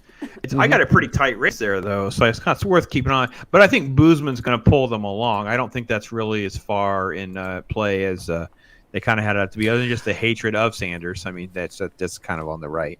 I did want to go back to what Ryan was talking about, where although he didn't use the phrase, I think he was basically getting at this whole Overton window, right? Of these Democrats saying, you know what, kind of saying what Ronald Reagan said. You know, I didn't leave the Democratic Party; the Democratic Party left me. Very and true. I think there is this surprise that a lot of them are seeing at how receptive the Republican Party is. And it's like, yeah, you know, you've painted the right as being, you know, these ists and phobes and intolerant, but really that's because that's what you've been seeing on your side of the aisle, and you expect us to be the same way. And that's not really the case, because I think that if you look back at our political history, the classic conservatives and the classic liberals have far more in common. There was definitely a time where it was like, yeah, we may not agree on all the details, but in general, we basically agree on what's best for our country. And I think it's become the radicalization of, especially, it's happened on both sides, but I'm going to say especially the left, where they're going, I can't tolerate the lunacy anymore. I'd be better off over on the right. And the right's going, look, I may not agree with you on things like abortion or whatever, but on the big key things, I think we mostly agree. Live and let live, you know, and whatnot. There's getting to be more of a libertarian kind of sensibility coming up with this populist movement that I'm seeing in the right. So Zach's is saying that Walker deserves it just because of the generational athlete issue here. I actually, be honest, I'm shocked that it's even close. Herschel Walker is a massively popular athlete in the South, let alone in Georgia. I mean, even in Florida, we're kind of like, well, we don't really like you, dude, but we can respect. I mean, dude was mad amazing at sports. So let me see here. So thoughts on states of Eastern seceding. Are you guys all doing the same thing I am? You're just going back and forth between maps? Yep. I have 3, 6, 8, or 9 things open, but I have them set. So all I do is hit the refresh button and at least change the perspectives. So, by the way, this is talking about a meetup. Zach, we should build a whole meetup around your trip. So just tell Mrs. Zachs that she can hang with Mrs. Pops, and we'll just do some sort of like patio thing. And maybe we'll reach out to like Drunk 3PO and some of the others that are here in Florida and just do the Orlando thing here, man. But I'm down, bro. You hit me up. Let me know. We will carve out that date as soon as you have it reserved. I'm there. So let's have a look see at here. North Carolina, Pops, and the way it's going there for now, at least. I got to refresh. I love the typo that R2 just did. I mean, she can't be any worse than that ass Hutchinson. Dude is a rhino. And then I meant Asa. Oh, man, North Carolina has done it. North Carolina has flipped over. Ted Budd is showing a statistical lead, just 49.1 to 48.9. This doesn't have the numbers of votes, but yeah, that's amazing. That's recount territory, but that's it just keeps going up in the right direction for that race. Even if it's just for that little moment, folks, even if it's close, 1 or 2 points, that's still a good sign for what is to come, because not everyone votes the same way. Some people can vote for a Democrat senator and a Republican governor, and I think North Carolina in 24. I think it'll go red. To prove your point, Georgia is definitely continuing this trend. It's kind of gotten a little screwy here. They definitely counted a whole bunch of probably suburban Atlanta voters. The Kemp-Abrams race is back down to 3. So you remember it was as much as 7 or 8. Now it's down to 3. And it's flip-flopped. Herschel Walker has flipped now. Warnock's up by 5. Well, 4.5, basically. Having a look at this map here, there's only one gray area that is within that Atlanta blob. And so you'll probably get one more of that big influx, and then you've got a few other areas as well, more rural. But it'll be a tight race, and who knows? It may go to a recount. Meanwhile, in Ohio, that has tightened up now. Tim Ryan and J.D. Vance are within a half a point of one another, 50.3 to 40. Oh, it changed, 49.7, so 0.6 of a point. So that's also drifting closer and closer to recount territory as well. We are now at 45%. So it's tightening up a little bit. Which is interesting because the governor's race is a much wider margin. Massively different, yeah. And you know, it kind of stretches the pull along theory, you know. Yeah, I know. Some states the pull along theories are opposite directions. Like this is modern politics doesn't follow the patterns of the past. I mean, Troy, you were talking about this very early in the stream about, you know, the models, the way they did polls, all this. It's just everything is broken. Nothing has really worked its way out. I know. I mean, I basically was like kind of making, I don't want to say making a living because it was always like my side hustle, but I was bread and butter in elections along just doing poll analysis where I could just point out, you know, look at this poll, what it would say, but then like how there was this problem with it or that problem with it. So the big problem was, and it's just technology. It used to be the phone polls, right? And it was, you could be pretty reliant on getting a hold of somebody at certain times of day on that landline phone and so forth. Nowadays, most people don't even have landline phones. You know, now it's and trying to get somebody to answer a question on a mobile is, forget it, you know. And the people that will answer are gonna skew it in a big way. I've heard a lot of people talking about the silent effect, right? Where when you're in kind of a and this is partly because of the phenomena we're seeing with social media, where you have a lot of conservatives that are just being silent. They're not saying, I won't say I'm conservative. I won't say what my opinion is. None of this kind of stuff. But I'll go and vote conservative, right? So you're not getting those people answering your questions. So all you're hearing is the very vocal left, and so you think that translates to the greater majority, and it doesn't. That's a skewed population. Yeah, I'm just as guilty. I had a pollster call me one time, and I sounded like a crazy communist leftist by answering all their questions because I just hate pollsters.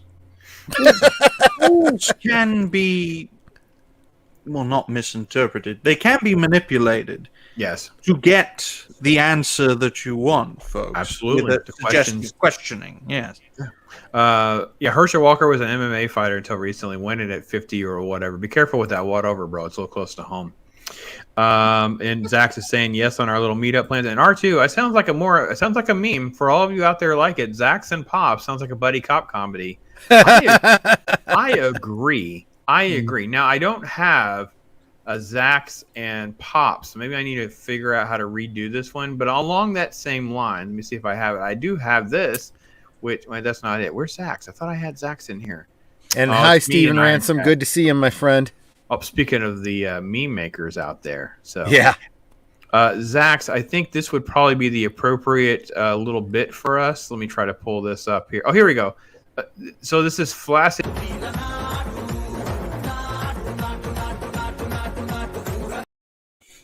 Nice. So that's from the movie RRR. For another plug for RRR. Zach, that's just me and you, bro. We're just gonna get that done. Get a little post. I think it should be buddy posters of just me and Zach's, and our faces are readily available. We could have Tango and Cash. We could have 48 hours as long as I'm the black dude, because I'm gonna dib it right there. Nice. Yeah, white on the outside, black on the inside. So I used to tell people when I played basketball since I was like 5, and I said, I'm clear. I'm not white. I'm clear. It's insultive to call me white. So it's a Larry Bird thing. It's a joke that dates back to our Indiana roots. So let's see. Steve Ransom's popping in here. Paul Me's Minions popping in here. Man, you know what, lady? I wish, I don't know, you don't really do the come out in camera and stuff like that, but as someone who travels around the country the way she does, I sure would love some of that on the ground litmus test flavor of how things are culturally and stuff like that. So maybe you can just message me sometime. I'd love to have that kind of perspective, because I know that for me, like I said, 1 foot in the city, 1 foot in the country, 2 completely different cultures, 2 hours apart. It is. Yeah. I can't even, we could do a whole stream just giving you stories of the stuff that we experience. And it's mind blowing. I'm like, I cannot believe and this is Florida. Like, you saw the map. It's pretty much red. I cannot imagine being from like what life here. Well, I do know, because during the pandemic, this is what I had to, I'd be on phone. I close one of my lifelong friends was in California. Talk about talking like a different language with a human. Yeah. I'm living my life. I'm going shopping.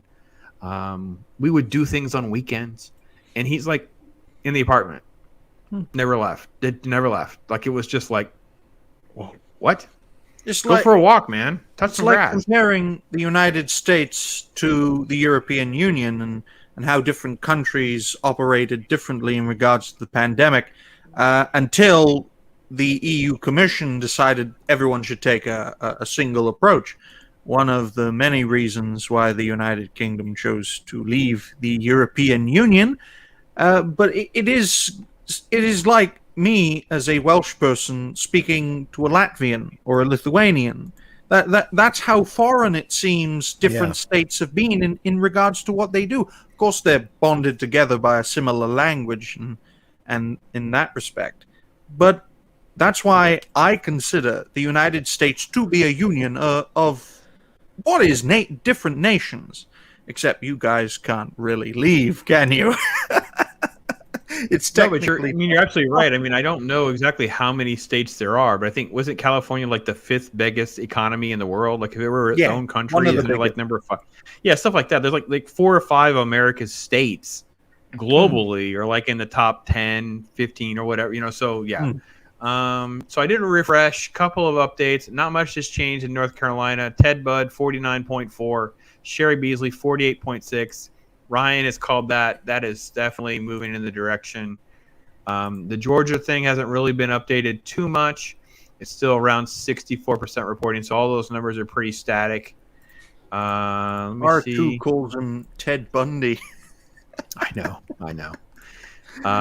There's finally some reporting in Pennsylvania, but I don't really want to even get to the numbers until that number is higher. It's like at 15%.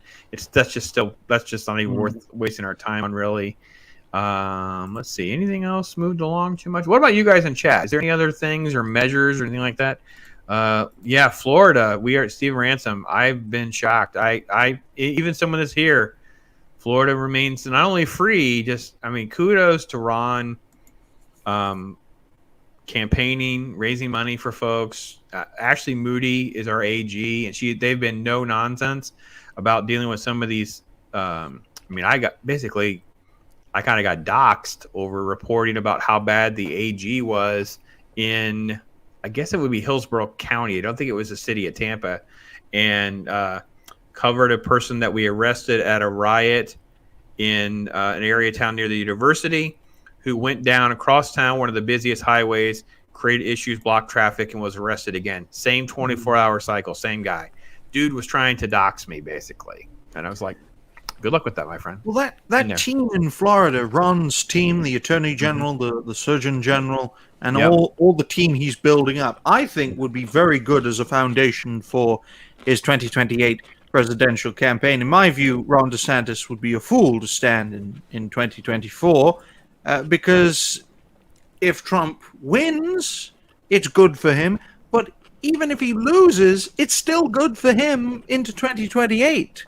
Because he will still be governor of Florida, laying the groundwork to make that free state a peaceful and prosperous one.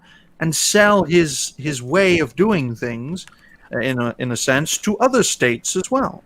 Well, we're going to bring in another guest here. I put the link in there. We had Ooh. somebody take us up for it. My friend, I love this guy so much. Oh, Stephen Ransom. How are you doing, my friend? Very good, very good.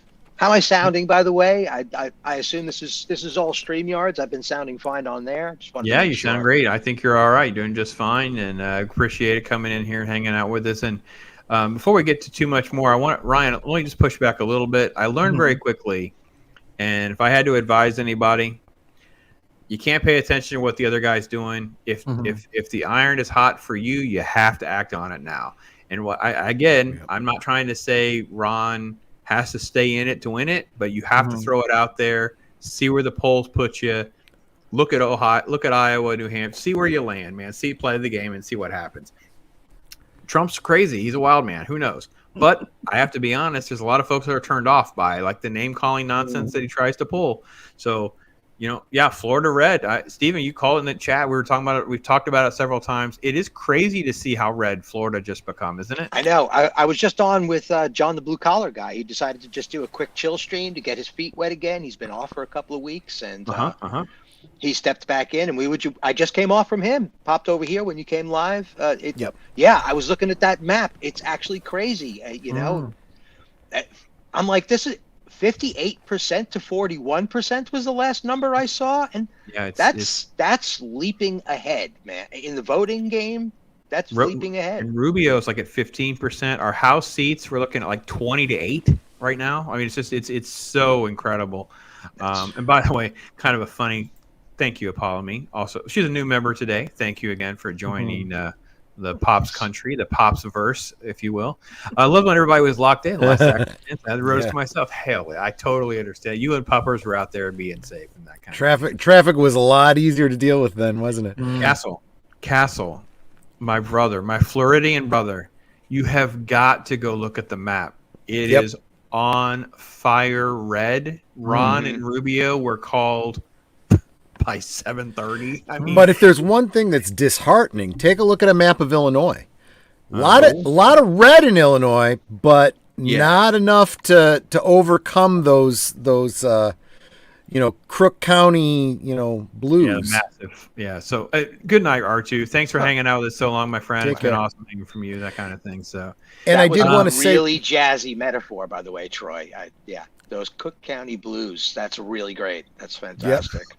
Yeah, they're bringing and I did want to say, since you brought him in, Stephen Ransom, it's always good to hang out with you. You are one of the most encouraging people in the comments section whenever you're around. Well, he's the meme maker. He is. There's that too. I tell you what, bro. He's done the first one. He's done. I mean, Shark Caster. It was fate. It was fate. You had literally believe it. Laid the gauntlet down. Caster. Right, and then you were talking about something, and Iron made this face as a reaction to something you had said, and I bumped it back. I'm like, that's the face. If I could put that face on a rubber shark, that's it. That's the meme done. And it literally happened just like that. And I just went to my board and made it happen. So well, he was trolling me with Miracle on 34th Street being a Thanksgiving movie. So that's his favorite troll right now. It breaks me every time.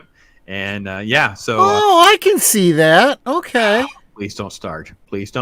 I know Rotten Tomatoes are in on the joke too. I got it. You're trolling Pops. I got it. Well, I have the same problem. No, I'm not trolling Pops either. I completely agree. It is a Thanksgiving Day movie about Christmas. True. You're killing me. But it's kind of like It's a Wonderful Life. You could definitely see that being Christmas. You could see it being New Year. You could see it being whatever, right? Yeah. Well, yeah. It's a Wonderful Life is a lot more like Forrest Gump. Yeah. As a historical. Right. Let's see. So Castle is at the polls. So the amount of people there, my mom and dad wait in line for 2 hours to vote. Yeah, the lines are insane here. I came by midday, and it was kind of like out the door. So you're talking 2-3 minutes a piece. You're talking, at least an hour or so. Yeah, it was crazy. People turned out here in Florida. But this has been the consensus. Like, people in Florida were really triggered by the Disney stuff, the way the media misrepresented life in Florida. Like it was a hellscape. You know, we were all evil because we opened our beaches. If you guys remember some of the shots about, you know, it was literally like painted like he's trying to kill people and stuff. It was like they're outside in the sun. Right. You guys realize that nothing lives in Florida sun? Like nothing. Like we burst into flames. I mean, I'm sure the virus is dead. Like, so I think there's a lot of normal people. There's a lot of normal people. There's a YouTuber that Netter and I really enjoy, completely unrelated to anything we're doing here. It's a gaming site called Gray Still Plays, and all the characters he creates, and he calls them Florida Man because he's a Florida guy, and he makes those jokes all the time. He's like, okay, well, I'm going through a blast furnace here. That's okay. I'm from Florida. I'm used to it. You know. Apologies when you ask about Washington State. Too early. It's just too early. They're not gonna. They don't give us any data until the polls close. Which, gotta be honest, was not a thing 10, 15 years ago. At least they started doing that. Was that the Bush Gore Troy? Do you remember where they used to report numbers before polls were even closed? And I think they stopped after Bush and Gore. I think that's where they. Bush v. Gore really changed the entire landscape of everything. Mm-hmm. Yeah. There was a lot of that kind of stuff happening too. Wasn't that right around the same time that the whole Janet Jackson live TV clip thing started happening? You're right. Well? The Super Bowl That's stuff. true too. Yeah. They were trying to really lock down at least a 15-second window where they could just go, whoa, don't just stop the stream right now, like before that goes out. You know, They were really looking for a buffer zone because, and then 9/11 cinched it. Which, by the way, YouTube and StreamYard, can you all figure that out? You can give us a little warning or something like that instead of just shutting the whole freaking stream down for 10 minutes just because Cliff won't How about pause. a clock? Yeah. Something. Exactly. Something. Cease and desist with like a little Pops, running dial. I'm going to step away for a second. So no problem, my friend. I'll be right back. No problem. So update on North Carolina. Ted Budd now at 3 points, 72% reporting. So that was still tight, but it has grown significantly for the Republican there. New York is still massively Democrat. All the stuff that thinking about that might go the other direction is completely wrong. They've not called it. We're only like at 13%. They're calling Schumer, who's at 73.26, but they're not calling Kathy Hochul at 70.29. So I think that's weird. Like it's massively one-sided. Same thing with like other races as well. The Georgia race, I don't think we've really moved too much. Last I checked, we were at 66. Yeah, we're still the same. It's pretty much like a 3-point race. Warnock's ahead versus Walker. Kemp and Abrams is down to 4. So let me see. We're kind of in this little lull where they're counting, things are closed. So we'll kind of have some data coming in, that kind of thing. Steven, I don't want you to dock yourself exactly, but can you tell me what state you're in? Like, what are some of the things that are on California. your mind? I'm in LA. Oh, well, we know how it's going to go. You're in LA. Yeah, exactly. No. Holy crap! He's in the splash zone of hell. Oh my gosh, he's like, it's funny. I leave it to a Canadian to like just nail it so perfectly. Zach said he got his ballot forms in the mail, so that he could fill them out and mail them in. And he said they were already filled out when he opened up the envelope. That's probably what it's like here in LA. It's like I'm not even part of the whole process anymore. I just don't even bother. Yeah, that's a rough beat, man. That's a rough beat. You got to come to Florida, man. You have a major salary increase just by just having the tax cuts by coming here. It's how most people looked at it. All these people that migrated here. So Pops, what have you heard on the grapevine, and Ryan as well, because you're in a lot of different circles now, talking about pop culture and such. What's your take of what you think might happen with Disney in Florida? Well, because it's pretty much a done deal once he gets in office. Do you mean the deal on like all the special real estate? Yeah. So my take is that they're going to work something out. So I don't think the deal is wrong. I think the deal is legal. We have several of these examples. The Villages is the complete opposite. It's a pro-Republican real estate deal with all, it's like a city. So for those of you who don't understand the story we're talking about, Disney, back in the beginning when it was being thought up, long before it was executed in the 70s, they were given all these special privileges, tax cuts, authority, all of this stuff as part of the incentive plan. And it was to Florida's benefit in a lot of ways, because then we wouldn't have to be paying for a lot of this maintenance and stuff like that. It'd be their own responsibility. But the problem is, when you fast forward the clock, two problems. One, they're not contributing any money to help with like I-4. So this massive interstate that's bringing them all this traffic, they're not contributing to any of that. And that thing is a freaking mess. And then two, they're not on any equal footing with a competitor. So something like Universal Studios. So when they have like a new ride or attraction, all that stuff leaks out. They don't, whereas Disney keeps all this stuff under, the dark of night. Right. So DeSantis passed that movement to basically just pull all this away, which is fine. He wants to put it up for negotiations. And the way it's worded, it's any of these deals that are older than this date. And there are a couple others. I think the Daytona Speedway was in that. There's a couple others that are in South Florida. I think all of those will be bundled up in some way, shape, or form and restructured. We'll come up with new agreements.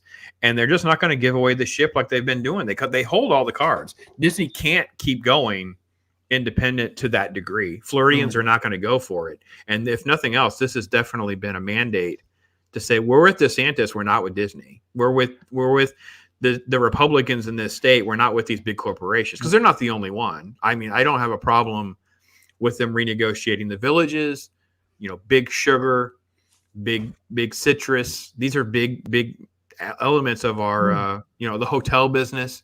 Renegotiate all this stuff. I don't care. I think it's great for Floridians. Floridians want more freedom and less handcuffs. That's kind of how we want to live. I know I do. So, from my perspective, because Pops, when it comes to popular culture, Pops focuses on the money aspect and the entertainment aspect. I focus more on the ideology aspect. And from my perspective, in regards to Disney, they will fight tooth and nail, in my view, to keep the special privileges they have. Whether they will keep them is well, it's up to the decision of the competing forces between the state and the corporation. But I do think Pops is right.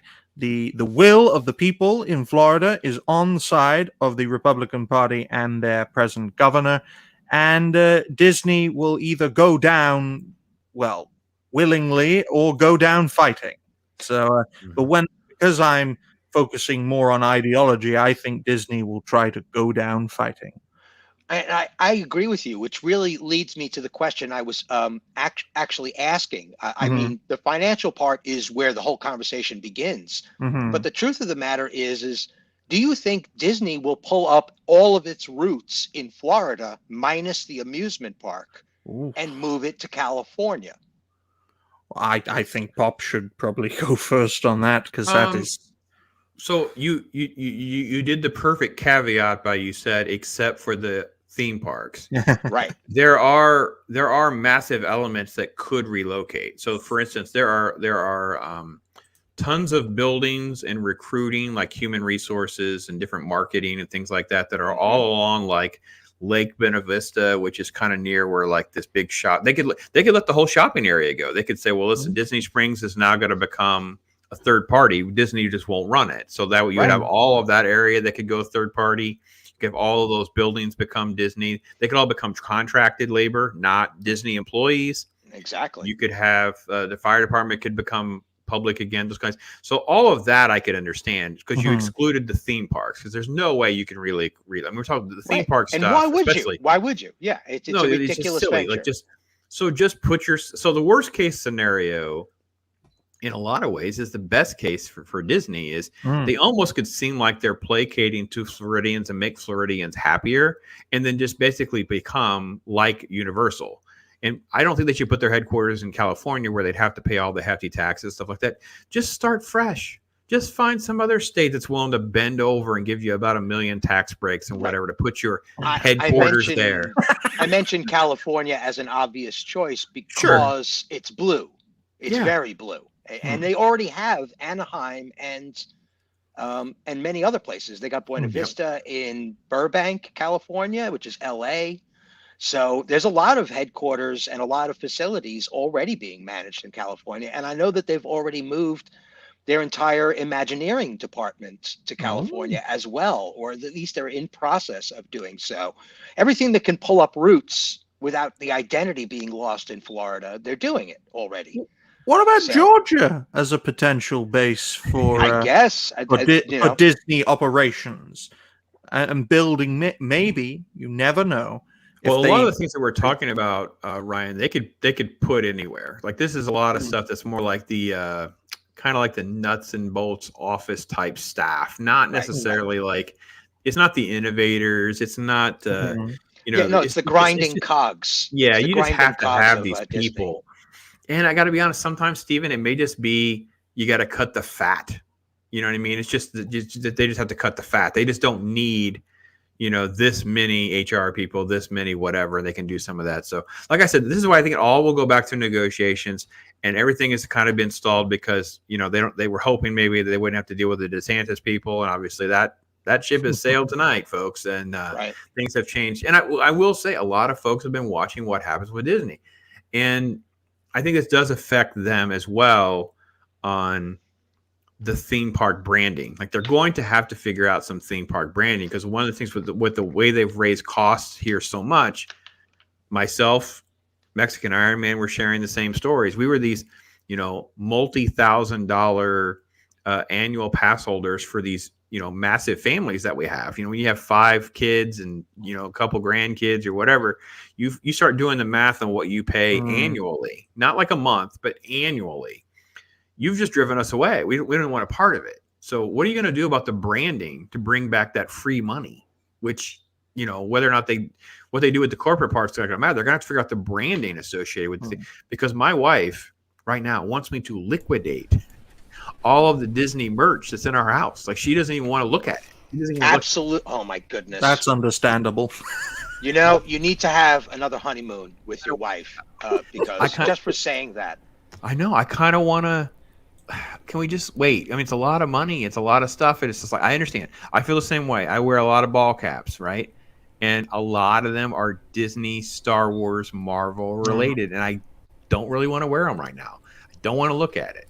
Now, I have 1 or 2 Star Wars ones that are more like OG looking. I kind of like, those are the ones.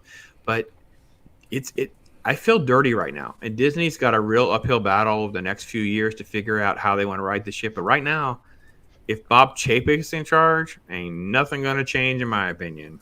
So maybe Pops can retire to that island south of Florida. That little island that's connected by a road. Oh, well, the Keys. Well, until you said connected by a road, I was thinking, what, Cuba? That's what I thought he was trying to send me to Cuba, too. I'm like, I wouldn't even go near. No, there's this little island that is connected by a road south of Florida. And I think that could be a good place for you and your wife to honeymoon. We will be very happy staying at the farm. She will not want to go on a honeymoon or for anything far away. Even though it's her birthday, we had this talk about the birthday on the Talk Hard stream. I'll share it again for any of you who don't know. Ooh. My lovely wife turns 50 at Thanksgiving time, so we'll be on vacation. There'll be no videos from Pops. I will be totally hiatus. Anything I do is like been clipped and edited ahead of time. And what do you do when you've been married for 20-something years? You were 50 years. I actually made her a song. I bought her a song. So we'll share the birthday song in a week or two when I have permission. I didn't ask for permission, so I don't want to get in trouble by doing that. So yeah. Netter. Netter, I agree. Netter, I liquidated. I left nothing. Yeah. Wow, you had stocks. We actually sold our stock off after the Gina Carano thing. Mm-hmm. Oh, yeah, but it was right. It was also right around that time the whole filming in China and thanking. It's like the Mulan when Mulan. I have no business owning stock in a company that's catering and thanking a country that with modern day the most murderous regime in modern history, up until and including World War I and World War II, the People's Republic of China. Yep. So, any other updates? I'm refreshing and I'm not getting anywhere. So, 77% North Carolina. It's like 50 to 47. It's still 3 points. Ooh. At this point, I would say that anything East Coast that's not in yet, we're probably not going to see tonight. There's probably some sort of shenanigans going on there. We're starting to look now at the Midwest as those numbers are coming in. And eventually will start moving into Mountain and Pacific. You guys notice that Midwest is not actually in the West, it's in the East?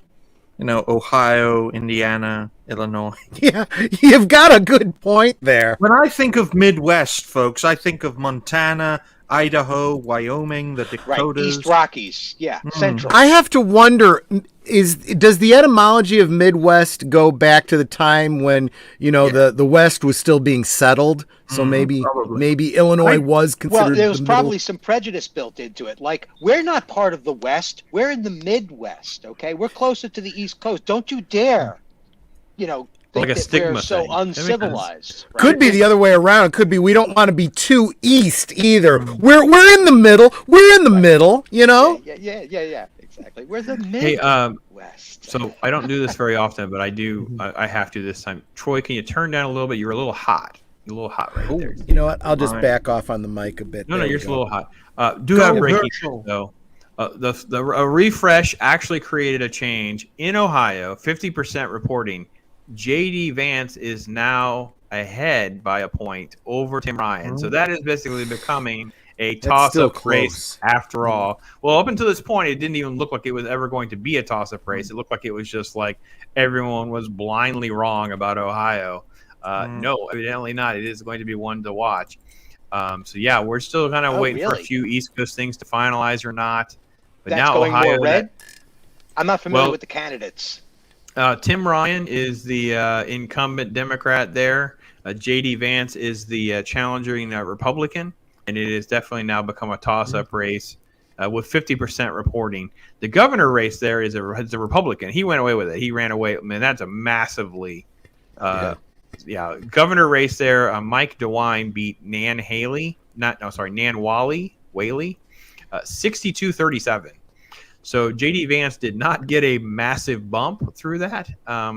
But listen, he's in the game. We'll see how it plays out. So that one, and that's one that had been a toss-up, and looks like it may be headed towards recount at this point. Well, best case scenario, folks, is Georgia goes red, North Carolina goes red, and Ohio goes red. That would be very good. Massive change, yeah. So this is where it starts to become very much a waiting game and a spectator's game, and that's why I got my popcorn. It's about right, because everything is like just kind of like it starts inching along, reporting, double counting, things like that. So yeah, let's see. Georgia still, everything's kind of like that. So I wonder what Vegas is like tonight. Vegas must be hopping. Oh yeah. Well, I assume there's big money to be played on these, especially with like parlays where you have to put 2 or 3 people together, stuff like that. And I'm sure there's like crazy prop bets on things too. I assume that's a thing. So yeah. Go by numbers too. Who's going to win by what percentage? Mm-hmm. Well, the Daily Wire had a great gimmick going on. I heard it on my drive-in. I play everything. The machine teases me, right? I listen to everybody at 1.5 speed, right? So they're included because I have no patience for regular news. Well, they did this thing where they took prop bets, and one of them was how many mainstream media people, I forget how they defined it, cry and actually shed a tear tonight. And the over/under, I think, is 3, which I thought was which I think is high. That's how bizarre betting gets. That's crazy. But it was funny. They had stuff like that. That was kind of the stuff they had. Was like like crazy prop bets. Basically, they had a prop bet game. They picked like 5 prop bets, and then they had all sorts of.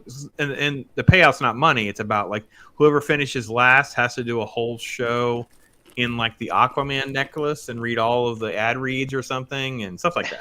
See, this is the kind of stuff that I enjoy doing. And maybe it's my political background because we would do stuff like this. Like, we would have the equivalent of super chats. They would do things where they would raise money and go, well, Pops hates this kind of food, so if you raise $200, he has to eat this on the air. That's the kind of stuff they would do. So when I first started drifting into YouTube more, I was very nervous. Like, that's how this was going to go. Like, people will start like, oh yeah, I heard Pops didn't want to watch this movie. Here's $100 and you have to watch this movie. It started because they put the thing out there for Cats. Remember that Cats movie that just came out? That was terrible. I'm not doing that for less than $200. I said I will do a live reaction on me watching Cats, but I want at least $200. They didn't raise $200. I've never watched Cats. Thank God. Good for you, man. Well, your wife was trying to do that too. Oh yeah, they're all in it. They're in cahoots. Well, maybe I should do artworks of Pops and get some revenue, or artworks of Troy and his wife. I don't draw women, folks, because I can never draw their beauty. But I can happily draw men, and if you can draw me easily. I got no beauty to draw, so.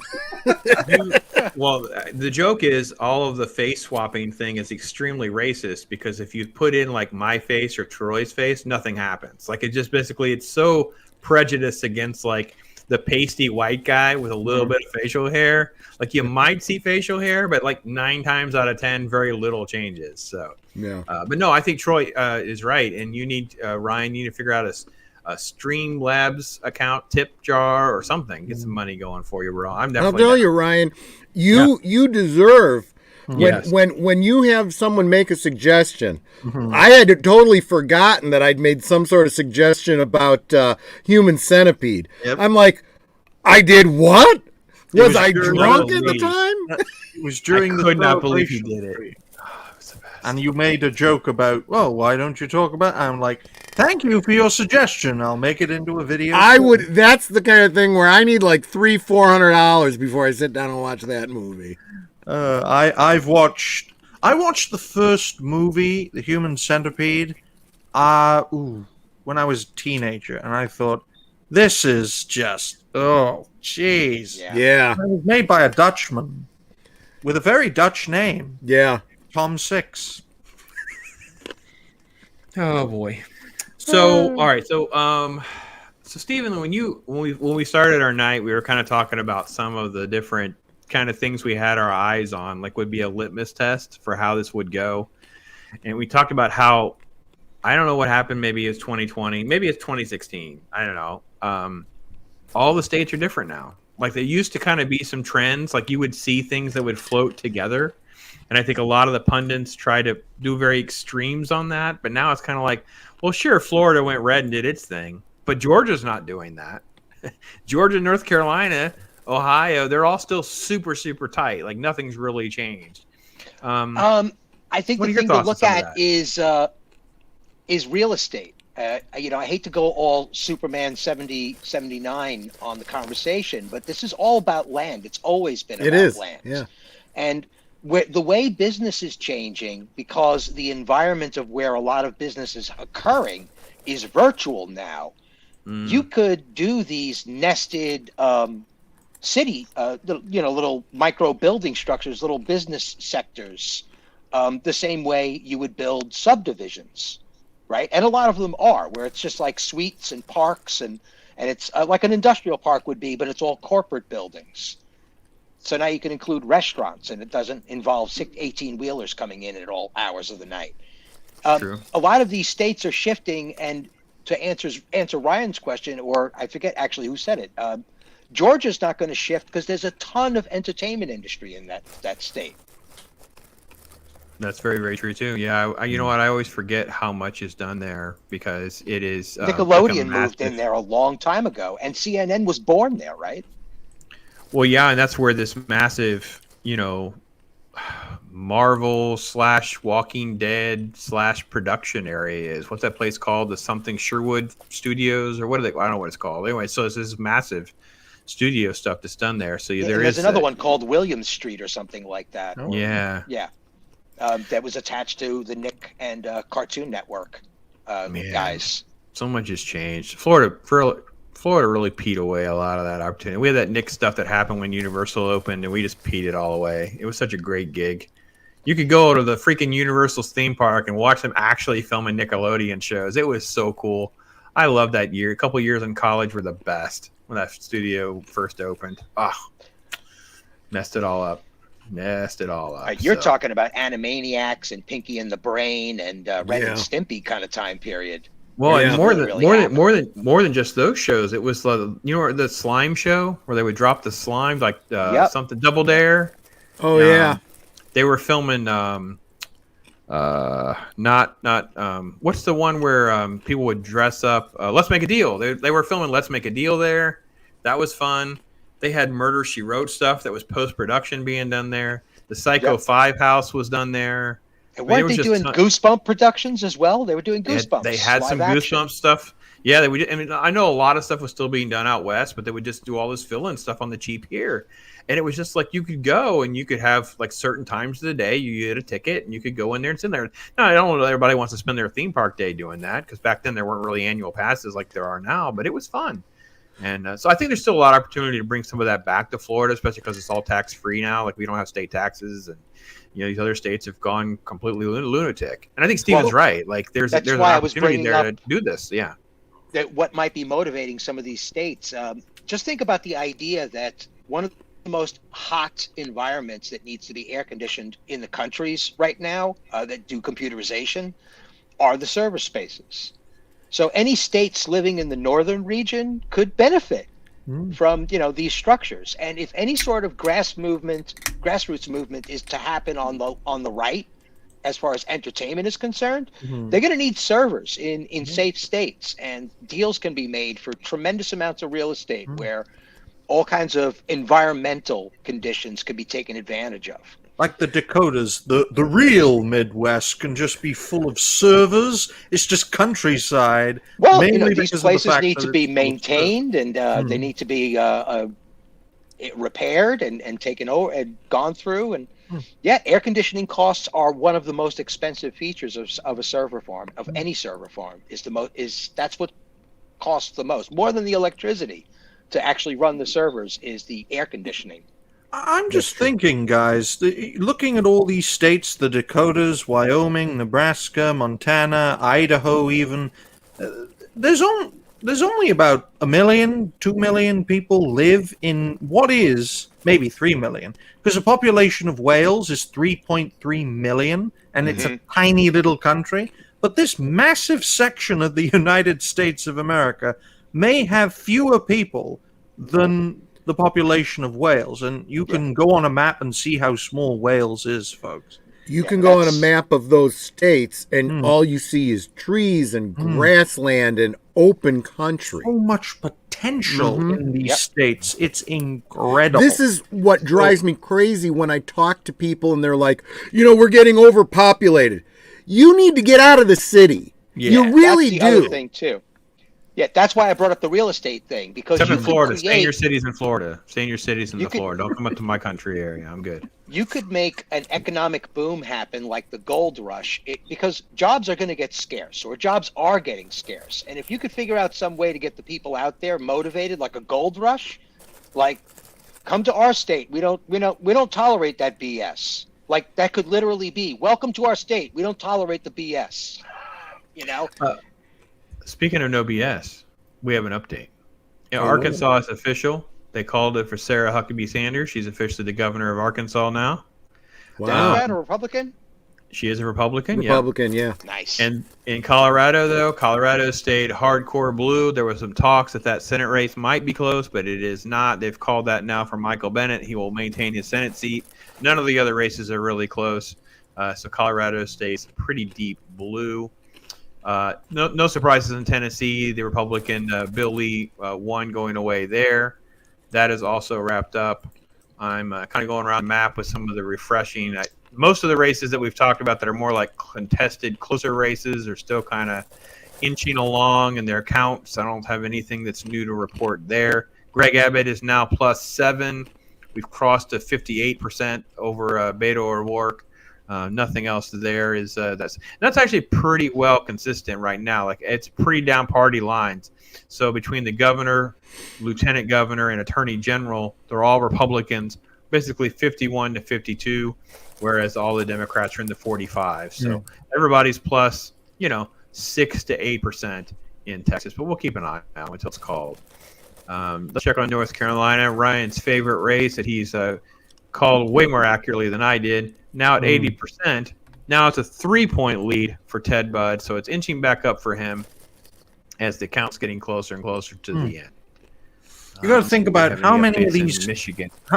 How many of these places have been, counted? Are there any grays? From my map for North Carolina, there are no grays. There's just a a small cluster of blues, the cities and the big towns, and then the clusters of red, which is most likely the countryside. There are no new counties that are basically gray, unlike with Georgia, for example, which I believe from this map still have a few gray areas, so there are still a few surprises. We could get another bump for Raphael Warnock, and he could end up 3 or 4 points ahead from one of those grays turning blue. So you never know, folks. It's still up for grabs. Interestingly enough, I don't know how these counties all work out, but there's a lot of mountain region in Georgia. It is the tail end of the Appalachian Mountains, and not the Appalachia, whatever the mountain chain is on the East Coast, whatever the official name is. Is it the Appalachian? Part of it is Appalachian. There's well, I don't know. I'm not sure. I wonder how many of those gray areas are just literally there's nobody there to vote in the first place. Well, they're just going to be. He means gray, meaning that they're not actively done counting. He doesn't mean gray as far as population goes. But I mean, I've been up that. Actually, that's where I've actually been up 2 mountains. They were both in Georgia, in the Blue Ridge Mountains and Stone Mountain. So there is this one gray spot right next to a massive blue cluster around Atlanta, and I am expecting that to go blue, and then from that, Warnock takes a 4 or 5 point lead. you know what I'm saying? Oh, that's probably into Marietta. I wonder if Marietta County. My sister lives down there. I wonder how she voted. I don't have a map option on my page, so I wish I did. I'm afraid to close windows and open new windows and rock the boat, since everything appears to be working relatively well. So it's funny. I'm just using the Associated Press, which just standard Google search, so my information is not the most up to date. Yeah, Pops, your mic always gets a little buzz whenever I can literally hear you moving windows around, because your microphone gets a buzz every once in a while when you do crazy stuff. I have stretched things to the max to try to do this. So I'm trying to get to the point where I'll just start closing a few. The little hamster running the server is like totally see Flintstones props. Yeah, that's what happens when you use a Blue Yeti, unlike a Razer Siren Mini, folks, this is gonna on turn into top one of those things, a food flask that I have repurposed to carry coins. It's probably my father changing the channel from one HD to another in the other room. He's like, he's in there changing channels or something. I listen to a lot of audio on the same headset that I use the microphone for, this Bose headphones, and every once in a while my audiobook will just get a buzz in it, and I'm like, why is this even happening? I'd pause it and unpause it, and it would go away. And it's like, what? Why did that even happen? It's like, I passed by a Bluetooth channel in a car, and it turned on some fluctuation in the ether. I mean, what the heck, man? Who knows why these things happen? Think about the number of servers all of this is passing through after it gets out of your channel. It's insane. So I am not going to try to get the link. Maybe Troy can grab the link to Stephen Ransom's channel. I will tell you this. Stephen is way more fearless than me. Crazy stuff happens out of this man's mouth. He was on with Flaccid Phoenix doing a Smash or Pass Universal Monsters stream, which is extremely not safe for work and inappropriate for most adults, including me. However, it was addictively funny. It's disturbingly addictively funny. I think we made some valid points. And I am still shocked why no one pointed out that the mummy has to be a pass, because I'm afraid pieces are just going to come off. I'm just going to be you're just going to have pieces of mummy. You have to just pass, because I don't need exactly. It has to just not be a viable option. You just can't. How? Yeah. No, you can't do that. In a fit of passion, you could totally crush that lover. And I don't mean crush in a good way. I mean crush in a bad way. The crush wrong way. There's you have an arm. You're just holding an arm. So anyway, he's a man made out of toilet paper. It's probably the reason why kids paper houses. If you need the not safe for work conversations about pop culture, because I try to stay PG-13, the stuff that's coming out of this guy's mouth Oh, man, I Just can't saying. believe the thought of you watching that show is hysterical on its own. No, Pops. not watching. Just listening on 1.5 speed. And the problem is my thoughts. So there's a thing now where you can't like save your comment. So I'm trying to like make a comment because the Flatses love my fake hashtags. I don't take hashtags for real. Hashtags are stupid to me. So I come up with the most ridiculous, ludicrous things to do. But you can't like save. It won't let you just keep. It makes I either have to publish it or not do it at all. So the problem is I have to stop. I have to decide what to do. So sometimes I can't really. Give a full breath of the insanity that pops in my head with some of the things that these people do, which I respect greatly. 14 plus, 14 plus, 18 plus. Yes, that sounds about right. Oh, yeah, but Ryan and I were on. I don't even remember now. It's all getting blurry. The Potato. number of streams that I've been on. Yeah, we were on Potato's channel Potato. together this Saturday with V for Vendetta. And we actually had people in the chat say, why are you guys getting all political? And it's like, we're talking about V for Vendetta, for crying out. Yeah. How do you not get political? It's a political drama, yeah. Fictional though it may be. Of politics and V for Vendetta. Have you guys ever seen the video? Look up Alan Moore goes to visit. And I think he visits one of the Occupy Wall Street protests. And just him... If you don't know who Alan Moore is, he looks like a homeless man. He looks like the crazy old bearded guy in Hellraiser eating bugs. Yep. And this crazy old man walking up to these, V for Vendetta, they have the Fox Max on, whatever, and he's like confronting them, and he's just, you can barely understand half things Alan Moore says sometimes because he'll whisper. Yeah. He's just, it's like surreal. Dude, it's just, what a great film. But great content out of a crazy person. Like some people that are that great artists, they're just crazy people. And Alan Moore is definitely that one. He is not quite right. So, but he did a massive research book on whether or not that a CIA conspiracy actually exists. He actually wrote a book on the subject, a well-researched one at that. And he was like, "No, it's all just an accident falling down a hill." He's like a wizard in disguise, I swear. He's the most British wizard currently on the planet, I think, in my opinion. He's such a strange man. He is something. So anyway, so the latest are Georgia's at 77% reporting. The Warnock Walker is going to be in recount territory, basically both at 49%. We'll see if that shifts even a little bit. It's probably going to be within recount, if not another repeat vote. Let's go through all this again. North Carolina is now up at 81% reporting. Ted Budd's now +3. Over in Pennsylvania, which is really slow counting. I mean, Pennsylvania is really sad with their counts. They're barely at 40%, and Fetterman is 52, Oz at 45. So Texas is, let's see what I got here. 58%, Abbott 43, Beto 45. So no real changes in Texas. Ohio is loading. J.D. Vance is now +7 with 67% reporting. That was huge if Ohio goes red there.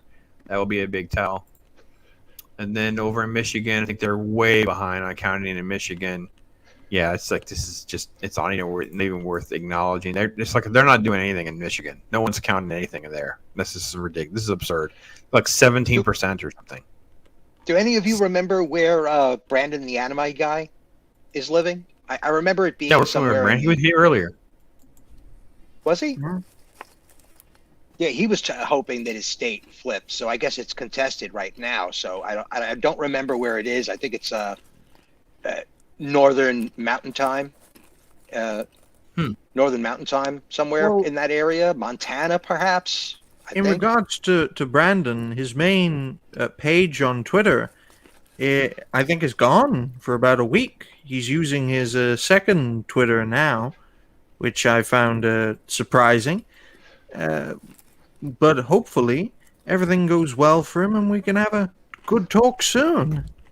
Oh my gosh. Did you see? Okay, so Chris Persia writes, wow, you have to love the way Canadian news is framing this by-election.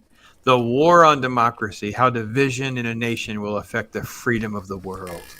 It's so I'm glad gross. Somebody brought that up because I made a point the other day, anytime, now this is again for Ryan and you folks on that side of the pond, you have a multi-party government. Yeah. We effectively have a two-party government, Yeah. and anyone who says a vote for that other side is a vote against democracy is literally fighting against democracy. Exactly. I mean, it's you want one party? That's fascism, my friend. Ultimately, in Canada, their system is similar to the one in the United Kingdom. Of course, they got the Conservatives, the Liberal Party, the National Democratic Party, which is more to the left of the Liberals. Of course, you've got the Quebec separatists who practically control Quebec, and that entire framework. But multi-party system for America, Christ, you guys have it difficult enough with two main ones. But if it goes into a multi-party format, it could be good for the democratic process, but not as good for stability. Because especially with a proportional system, folks, it's impossible to get a single government with a proportional representation, as can be seen with the Netherlands, that hasn't had a stable government for most of its history. But in regards to go on, Steve. No, what I was going to say is, because this was going back to something you were saying before, it was the difference of whether or not it's you get something done or you get nothing done. And personally, I'm of the mind that we're better off with nothing getting done. I would rather, Yeah, that's what happened in Belgium, actually. They didn't have a central government for 18 months. It was all being kept being run by the national administration, civil servants. Right. They're the ones who get the policies done, folks, but they have to be told what policies to actually put into practice. And during that 18-month period, gentlemen, the Belgian economy the Belgian economy went through the roof because government spending was essentially stalled for about 18 months because no one could agree on a national budget. And as a result, tax revenue wasn't being collected nationally. So for that 18-month period, businesses were booming until a national government was ultimately brought together with a That tells you something, doesn't it? Yeah. Yeah, and all just get out of the way. I want to head off one argument that, well, I'm not seeing it popping up in the chat, but I could see someone in the future making comments about it. There is this idea that, the lesser of two evils is still voting for an evil and blah, blah, blah, blah. You should vote libertarian, blah, blah, blah, blah, blah. And I'm like, look, I'm sorry. It still comes down to this is a two-party system. You like it or not, if you vote libertarian, you're literally throwing away your vote. And here's why. If your libertarian candidate is such a great candidate, he should run in the primaries on the Republican ticket. Yeah, change the Republican Party if that's what you want to do. Make it more libertarian. But if you can't win a primary, you're not going to win a general election. It's exactly what happened with Ron Paul's efforts and with his son Rand Paul. Much more of the libertarian aspect. Yes, it did happen in Belgium, folks. There was a lot of struggle, especially with the poorer people, because everything basically on a national level stopped. So no taxes were being collected. No money was given to those who were dependent on welfare for an 18-month period. So in terms of economic growth, things were sky high. In terms of protections for the people, they were non-existent. That's why once that 18-month period was up, a national coalition in Belgium was formed. But it can happen. If no one's willing to work with each other in a proportional system, you can get minority governments, but nothing gets passed. And you are paralyzed. So there are advantages of a two-party system. But America, folks, it's not a democracy. It's a constitutional republic. And I would say there are advantages to gridlock too, because ultimately these marginal things, these things that only a few people care about that seem so important, maybe they don't need to be regulated, right? Whereas the big things, the economy, national security, these big things that a lot of people care about, we need people working together on that stuff, you know? That's why with the USA, folks, it is a federal system, and not a confederal system where it's essentially just a loose union. You guys had a civil war over whether you should be a federal system or a confederal system, hence union versus confederacy. So the federal level is at a higher level than the state level. But if the federal government does extend its tentacles too much, it could alienate the state governance.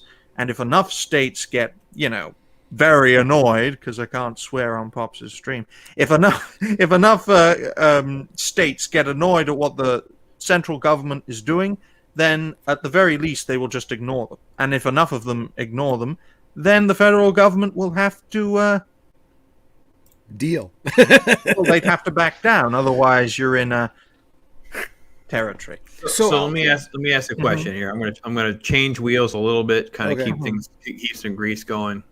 What's the over under until we have a film that will fictionalize it? Part 2, a documentary about the threat to democracy. Oh. Well, I could totally see on one of the streaming services, like next year.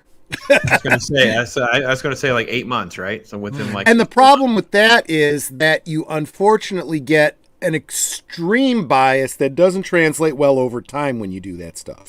This You just mean like propaganda. the movie I reviewed called The Independent, which is not independent. Oh my gosh! Talk about a propaganda nonsensical. This was. Oh my God! It was. If you haven't seen my review of the Independent, it will just save you the 2 hours of your life. Listen to me at about 1.5 speed. There's just it's just I can't do it. I got the same vibe from that one about the Chicago riots too. I was just like the Chicago college takeover. I'm like, no, this is not why. How dare you? But regarding that movie, I think you're underestimating Pops. It should be both a documentary and a miniseries, first of all, and they can only disagree with each other slightly. They will do 2 different projects. They will paint one as being an actual film. It'll go in theaters. They'll complain that no one went to see it, or it'll go straight to streaming, like Troy said. Then they'll do a documentary. That's what they do every time. It's like it's like the abortion stuff. I can't wait for it to land because they just bombed in the box office, right? And I'm gonna review it, and I don't even know how I'm going to do that in less than 30 minutes because I am radically opposed.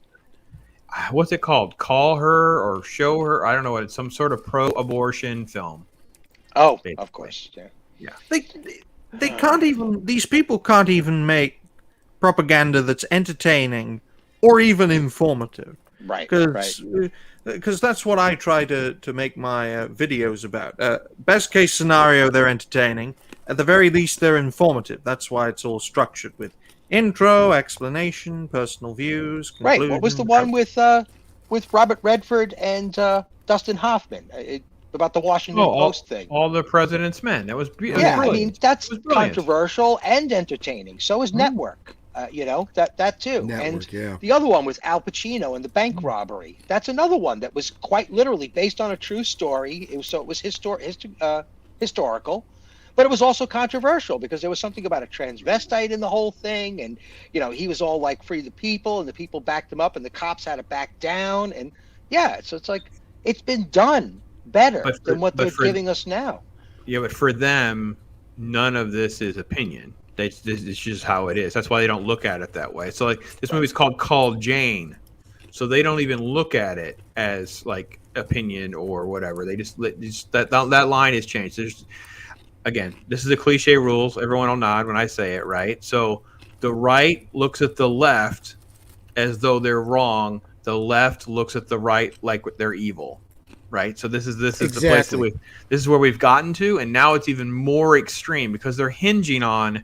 What, a few hundred people rioted at the Capitol which were probably less than 10% of the people that were there for the rally aspects of the day. But we're not supposed to liken that to the tens of thousands, if not millions, of people who rioted for the course of a year, destroyed property, people died. I mean, just anywhere it's from insane. a couple of dozen to a couple of hundred people were murdered during the summer of love. There are varying estimates. Unfortunately, we'll never get a clear number. And I think to put an even finer point on it, Pops, what you have is the right.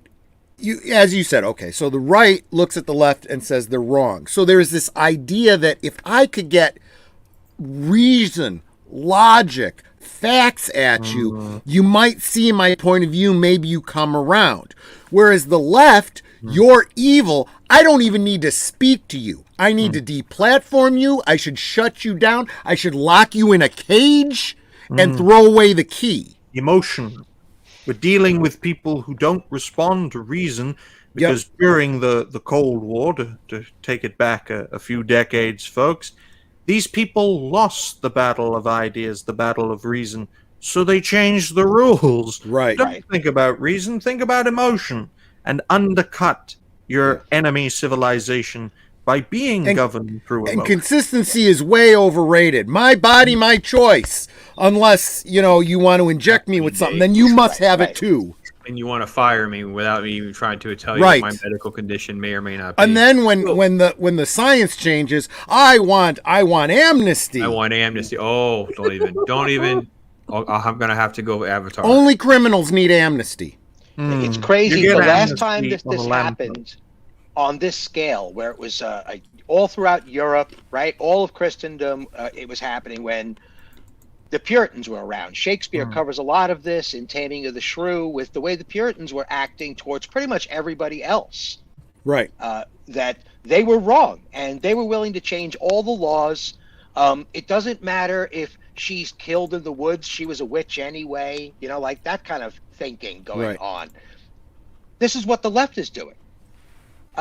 They're doing exactly the same thing as if they were the Puritans. It's really ironic that they use some of the slang towards us, calling us Yahtzees and calling us, this, that, and the whole alphabet soup that they call us, automatically. That's what the Puritans were doing. They were doing the same thing. You're a witch. You're Satan. You're with the devil, and you're excommunicated. This is all the same language. Right. It's like but the cultish behavior is never static. So for me, one of my frustrations is that it's always going to move to the topic of the day. And like you were saying earlier, Troy, like you try to have some intellectual honesty about things, or you try to sort of so for me, it's almost like a resume of truth tellers, right? So who can I believe? Who can I believe in? Were they right when they said this, or were they right when they said that? That doesn't exist because they don't. It's all about whatever is happening in this moment. This emotional response to this topic of the moment. So I don't know. It's very hard. When you hear someone like Hillary Clinton say, "What did he know and when did he know it?" Oh, really? Let's apply that to you, Hillary. What did you know and when did you know it? Well, rules for radicals. Yeah, I know. So, all right. So we got to probably go around the horn and see if we can find some more of these election updates. Get some windows going on here. Arizona's finally started. Somehow Arizona is already at 40%, which is fascinating since Michigan is still in the 20s. So good luck, Michigan. We will gladly let us know on Thursday how things turned out in Michigan, because those poor people are not going to get to know. Well, I would just wanted to interject by saying here's another one that I think that may flip. Wisconsin. Yeah. Go Wisconsin. Yeah, make it red. That would be great. Well, I think at this point, we would consider Wisconsin to be purple, right? Because I think there has been some. It went for Trump in 2016. It kind of has flip flopped a couple times. I know Barnes is the senator running against Johnson. That's pretty much a toss up. Where is it at right now? I haven't got it open yet.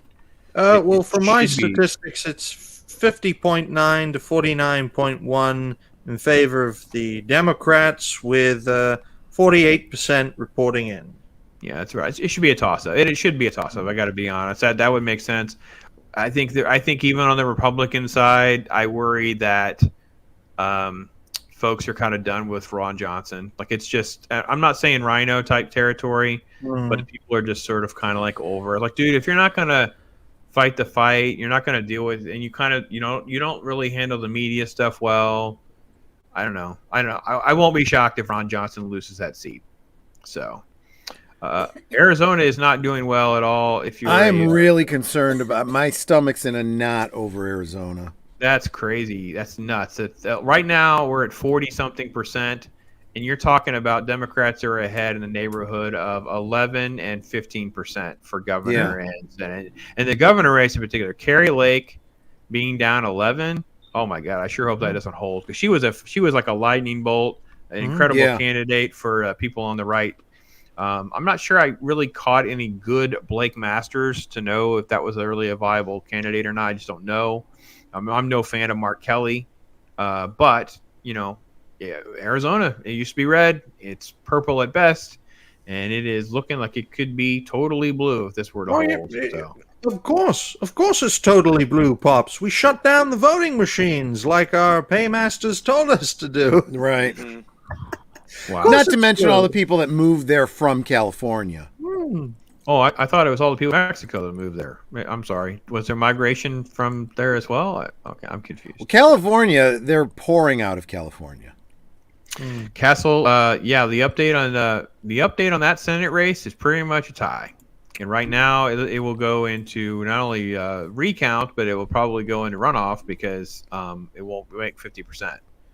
So we'll see. We'll see if something changes. It's still got a ways to go. The counting there is around 80%. So that was kind of a toss-up. So, well, folks, I just want to say that the faster the votes are being counted, the more you know the Democrats are winning. The slower they're being counted, the more you know that the Democrats are trying to win. Yeah. That's why Arizona could shift overnight. Exactly. Because a lot of people, grassroots is going to go to the voting booth and make it legit in their eyes, right? But you're probably seeing the mailed-in ballots in Arizona. He could be right. That's true. Yeah, that's true. But that's what Troy was saying earlier. Like, if it's close, then there's a room for error and a room for questions. Whereas if you win big, you win big. No one's going to be questioning things in Florida tomorrow. I was trying to figure out like the other stuff in Florida that I could speak to. But, again, trying not to have one 60 thing windows open. Going back to something you were saying earlier, Pops, that I wanted to ask you about in Florida. So you were talking about Universal Studios, but wasn't there a big push by Disney to move a lot of their corporate offices from California to Florida just before that whole parental rights thing blew up? Yeah, absolutely. They're trying to dodge some of the taxes in California. Absolutely. And there was, plus, it was safety issues. Like, no one wanted to be there. There was a lot of speculation that they also wanted to move a lot of film production to Florida as well, because why not? Right. Sure. Yeah, they're tax exempt. They're in control of water. It's not the same deal in California. Well, listen, I always go back to, like, I was on the set of Edward Scissorhands. I remember them discussing why they were filming there, and it was like, the skies are blue all day, every day. Yep. They didn't need any special effects. They didn't need anything. It was a beautiful April day. They were filming for 10, 12 hours. It was crazy. And like, well, yeah, why aren't you filming here? And that, exactly. It's like, so no, I mean, right now the problem is the politics have just gotten so heated, right? DeSantis has picked a fight with them, and right now they're on their heels, and they were waiting for tonight to see how it went. I don't know the rules on our amendments. I think you have to be at 60% on ours to pass. So fortunately, none of the amendments are passing at the moment. They're all around the 80 percentiles. Full transparency, I personally voted no on all of these amendments. I didn't even like how they were worded, let alone trying to discuss their substance. Anytime I have to think too much about what they mean, it means something shady is going on. And they involved taxes. Almost all of them involved taxes in some way, shape, or form. And I'm like, a whole lot of no. Whole lot of no. So that's kind of where we're at. I mentioned, at the top of the show, I was talking a little bit about that conversation I had at the grocery store this morning. And one of the things we talked about was the amendments that they were voting on, and I took the time to explain it to him, and the one of the girls was like, You were supposed to vote no? I said, I'm not telling you what you should and shouldn't do. I'm just explaining what the bill was. It raises your taxes, does nothing for you that's going to, help you. One of them was like a water reclamation / ecological thing. I said, if you voted for that, you voted to raise your taxes because tree huggers and prevent you from having control over your own water. Oh, well, I'm sorry, but this is what happens if you don't, pay close attention to the. I said the other thing, this was the most insidious one. Big amendment to the Illinois Constitution. They're calling it the Workers' Rights Amendment, and it's anything but. First, it only applies to government unions, raises everybody's taxes, and they are trying to prevent the possibility that in the future, Illinois becomes a right-to-work state. See, and that's what people don't understand. Most states are going right to work. That is true workers' rights. Mm-hmm. If they get rid of that, then you can't get rid of union workers if they do terrible things to children. There's no way to fire somebody. This is a problem. And our taxes go up. All right. So where we are right now looks like, wow, that's crazy. Right now, this looks I'm trying to figure out why Real Clear Politics has some states pink when they're obviously going to be red. But they have, it's so weird. They have Republicans at 48 and Democrats at 44 in the Senate, and it should be more like 53-47. So we may be closer to 53 than originally thought. I don't know yet. We'll see. It doesn't let me change the map, I don't think. Let me see if it'll let me do the projections for myself, and let me change where we think we're at. Yeah, Colorado's blue. Arizona, let's just make it blue and see what happens. That's red. North Carolina, Bud's still ahead. Ohio is Vance ahead. Let's make that blue just to see what happens. Yeah, it's still going to be a Republican majority. It might be 51. It's going to be tight, but it could be 51 to 53 is pretty much where we're projected, at least in the Senate. But Castle, you asked about the Georgia. Georgia's just going to be headed towards a runoff recount. So Castle's there. They might do a recount if it is. I don't know all of their rules, but a recount if someone thinks they can get to 50, and then a runoff if no one is at 50. So the odds are great that we're not going to have a Georgia answer probably anytime soon. None of us. Georgia is very close, folks. There is only 2 counties from what I'm looking at that are still gray. It's going to be very close, down to the wire, I think. And hopefully a decision can be made soon. But in the UK, when there's a close decision, they do have a recount. But it doesn't take too long. It's mostly done by the opposition, obviously. But in most cases, when recounts are made, the person in the lead increases their lead, at least in the UK. But you never know. A water pipe might break. So in here, Ryan, just for full transparency, obviously each state does have their own rules. Mm-hmm. So there are certain states, like if you get within, if it's a half a point or within 1%, they'll do an automatic recount. So there are all sorts of little caveats, and there are certain states where you can ask for the recount, but you have to pay for it, right? Some of the stuff's not free. So that's in certain states as well. I think we saw that in 2016 with the Midwest, like Wisconsin and Michigan. The third-party candidates are the ones that paid for those recounts, and all they did was help Trump, so they stopped them. So they didn't keep going. Kept getting worse. So, so no, this is kind of where we're at. We're kind of in like like I think Troy, you were saying earlier, everybody got to catch up with this. So. Oh yeah, absolutely. I did want to speak to what Castle said regarding the wording was bad on these amendments. No, it's not. It's very, very artful. They intentionally make it difficult to understand. So you have to do the work. You have to pay attention.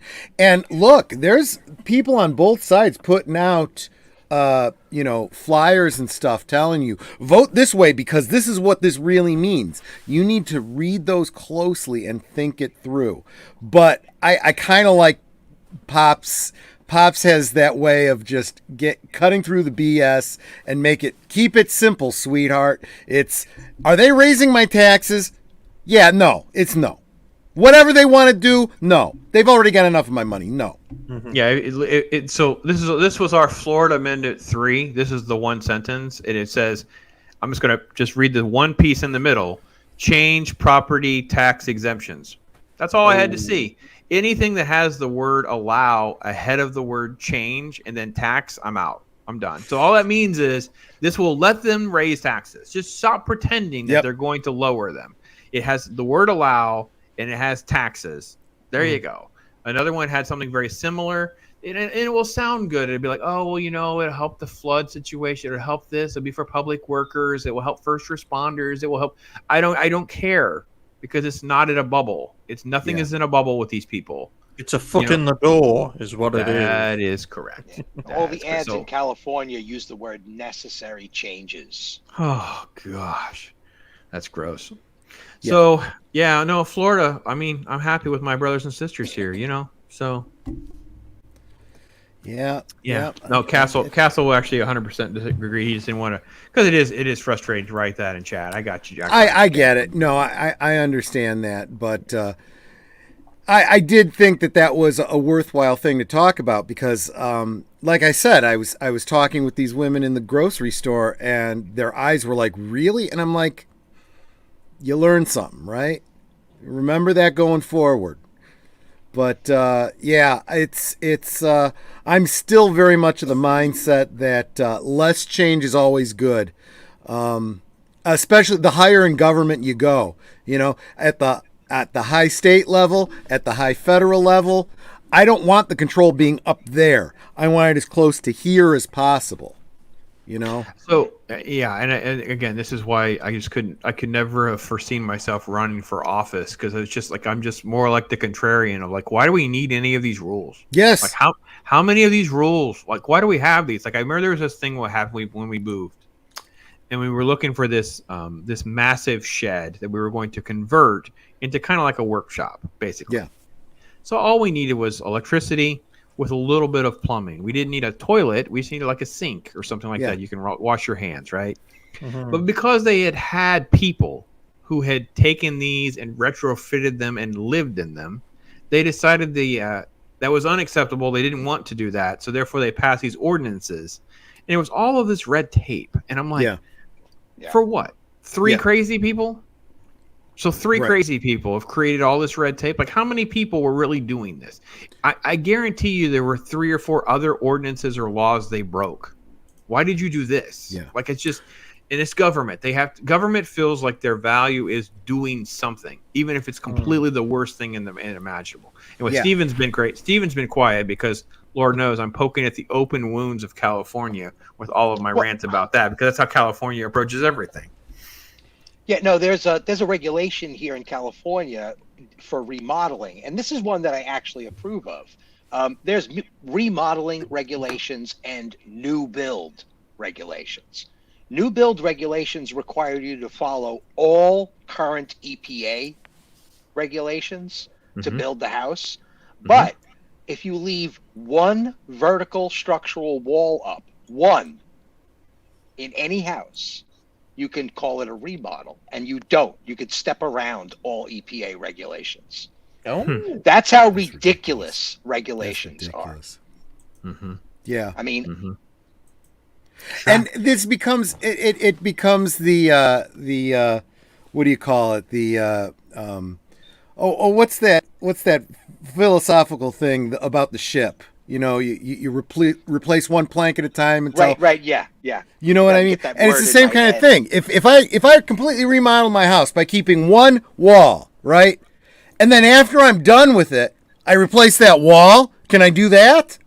Yep, you yes, can. of course, Absolutely. and that would be called a remodel as well. But this actually happened because old fireplaces in California, they could go through the historical society and say that this fireplace was a unique design, or it was by a historical brick builder, and that's how the whole thing got some traction.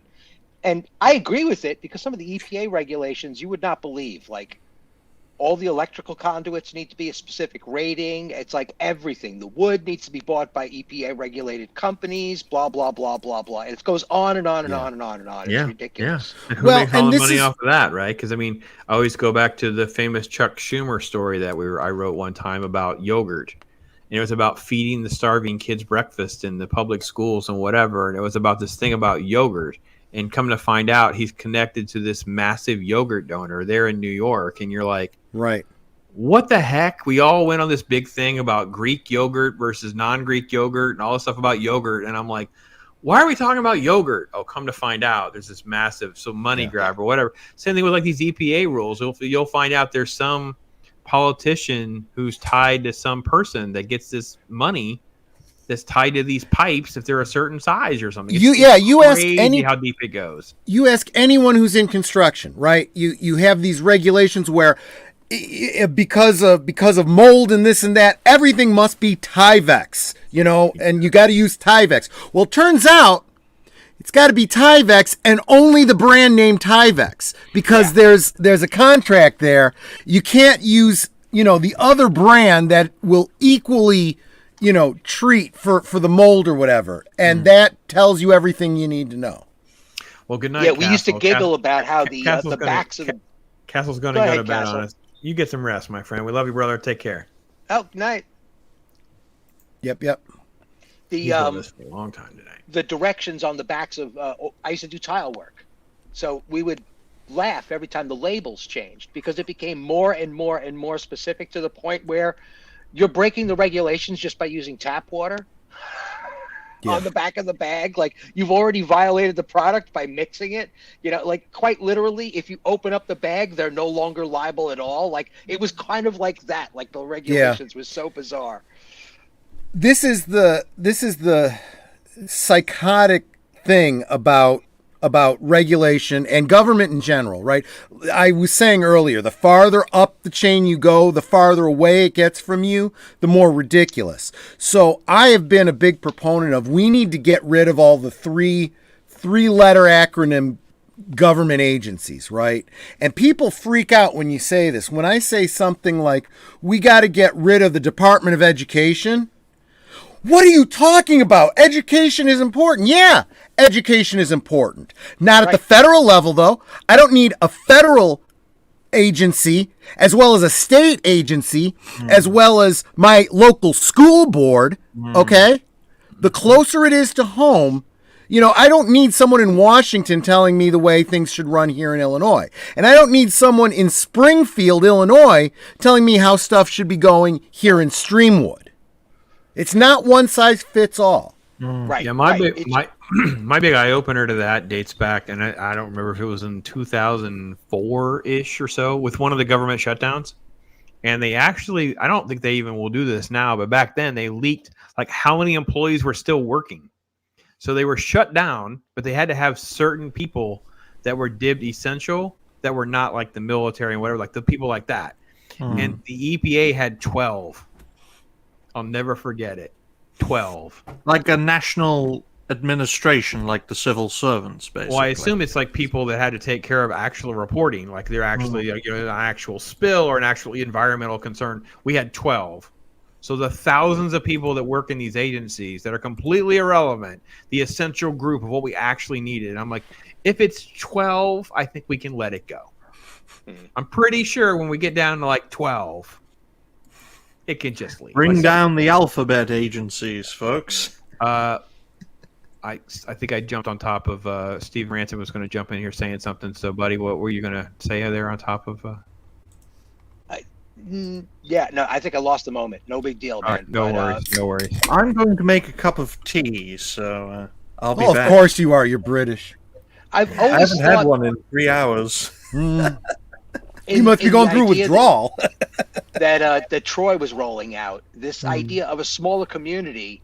Yeah. Like back in the day, your dad, maybe back in the day, maybe back in the utopia that I don't really know if it even existed, but you would think that a father would possibly read the regulations to his voting children, right? If they were all living in that same house, it's like, well, if you don't understand these, and by the way, you're all old enough to vote now, so let's go over them, right? Over Yeah. dinner, right? Mm-hmm. And it would happen. And why not create a holiday like that before election day? Well, they don't want you to. Make They it don't a want. tradition They in don't. the house. Yeah, they don't want to do that. Because I tell you what, I got to homeschool 3 of my kids, and I wrote their government class. And one of the things I did was it was about it was like basically it was like I don't know, like 30 questions, and they had to go find the information. It was like, who is your representative? How do you contact this? How do you find your DMV? How do you all the stuff that you would need to be functional with government? Like, how would you actually be able to understand what they're doing and how to interact with them? Yeah. So when my daughter went to college, and I forget if it was like a petitioner or someone that came up to her and she told me the story, and it was like, Dad, it was because you taught me this crap when I was in that government class like 2 years ago. And I'm like, well, that was the whole point. Yep. I can tell you things, or I can just teach you. Like, this is how it actually operates. Yeah. You can read this stuff. You can read, like you were saying, Stephen, like, this is what the regulations are and how they work. And you're like, okay, that's how it works. There you go. And once we educate them, but they don't want all that. They don't even do government anymore, right? They barely. I said, why am I listening to teachers that can barely handle English and math? Like, you guys can't get our students to be fluent in English and math. Why should I trust you with sex ed and history and all this other stuff you want to do? You don't get to. You suck at what you're doing. You don't get more. Well, right. I'm not giving you more. It goes right back to what Troy was talking about. Right. My sister is an educator in Atlanta, right? Currently a mom with 2 kids, right? She's been at it for a long time. She's finally got her tenure and all. But she told me a long time ago that it's getting to the point where she's not allowed to teach. Right. Yeah, that's true. Because of the way the formatting, because of the amount of work it takes for her to give them a teacher's plan and all the studies she has to do on top of that. And then the kid's not listening and they can't do anything about it because of punishment and humiliation regulations. It's a mess. And it all comes down from this federal level that is catering to a whole different agenda that has more to do with voting districts than it has to do with actual education. It's ridiculous. She worked in some pretty rough neighborhoods. The Constitution tests, Yeah, Netter, that's some old school reference right there. Thank you, lady. I remember that stuff. Well, when I talk about Civics 101 on social media, some people are like, "What's civics?" They don't know what civics is. Nope. They have they don't even know the term. Like, I mean, at least you could, if you use the term government, they would probably understand that. But if you use the term civics, they don't understand that. So, right. Well, we're not creating the curiosity, because certainly the technology is there that if they were curious, they could find out in a heartbeat. Mm-hmm. Absolutely. And they'll get forced to at some point. There's different points in your life where you're just kind of stuck and you kind of have to look up some things and operate. Yeah. But I brought up recently, Troy, we were our first level of indoctrination was usually the Highlights magazine with our little bogus vote for the president election things in the Highlight magazines, and you had teachers coercing you against whatever your parents may not have voted. It was so shallow and lame. And I remember this came up with my kids because 2008, a certain candidate was the one all the teachers union wanted. And we had a teacher. We had to go down to the school because they says, well, everyone that thinks so-and-so should be president, run. And then the ones that's just standing there didn't say anything. And I went down to the school. I'm like, so you think it's okay to humiliate my child because of political beliefs of their family? Like, you think that's the kind of pressure you should put on a 4th grader? Like, that's what you want to do? Really? Yep. So that was one of many, many trips to the school of and things that they would try to pull. And this is what I'm, and I think, the lockdowns brought a lot of this to the perspective of parents, but there's still too many parents that are still too detached to see it. Look, Sure. some radical politician in Washington is deciding how your child is indoctrinated into their cult by law. Mm-hmm. Do you want that? By the same token, I better think through how I say this. We recently had 3 years of coercion to do medical things to ourselves or else, irregardless of whether or not I happen to be immunosuppressed and I shouldn't do this, or I have a heart condition, or whatever my personal medical condition is, doesn't matter. Everybody has to do this thing. One size fits all. Or lose your job. Or lose your job, and inability to travel, and effectively be put in concentration camps. Well, Well- I'm going to bring up something that's an interesting feature that I've always speculated on a completely science fiction, action movie kind of level. If there was ever a shooter in a school, Yep. that the police should just gas the building. Yeah. And just knock everybody out. Screw negotiations. Let's just knock everybody out, right? Even if the guy goes down hard, the problem is that there's no regulation on the books for the police to be able to do that to a student population. Well, and there's also, if anything, it's quite the opposite. We saw that in the last case where the police literally stood down, literally let it continue, and refused to let anyone in to do anything about it. Right. So Like, you're not what is allowed to the defend definition of yourself. You're not endangerment allowed at to le- defend your kids, and we're not going to do it either. We're going to Right. stand by and let them die. And they Yeah. criminalize you if you don't send Yep. your kids to school. So it's weird, because if they get them, if what you're saying about the medical condition, like being able to do something to your child while they're in school without parental permission, just having Yep. a blanket rule in place, that would allow them to do such a thing, a police Yep. intervention where they could just gas them. The problem is that also allows them to vaccinate without permission. So, Right.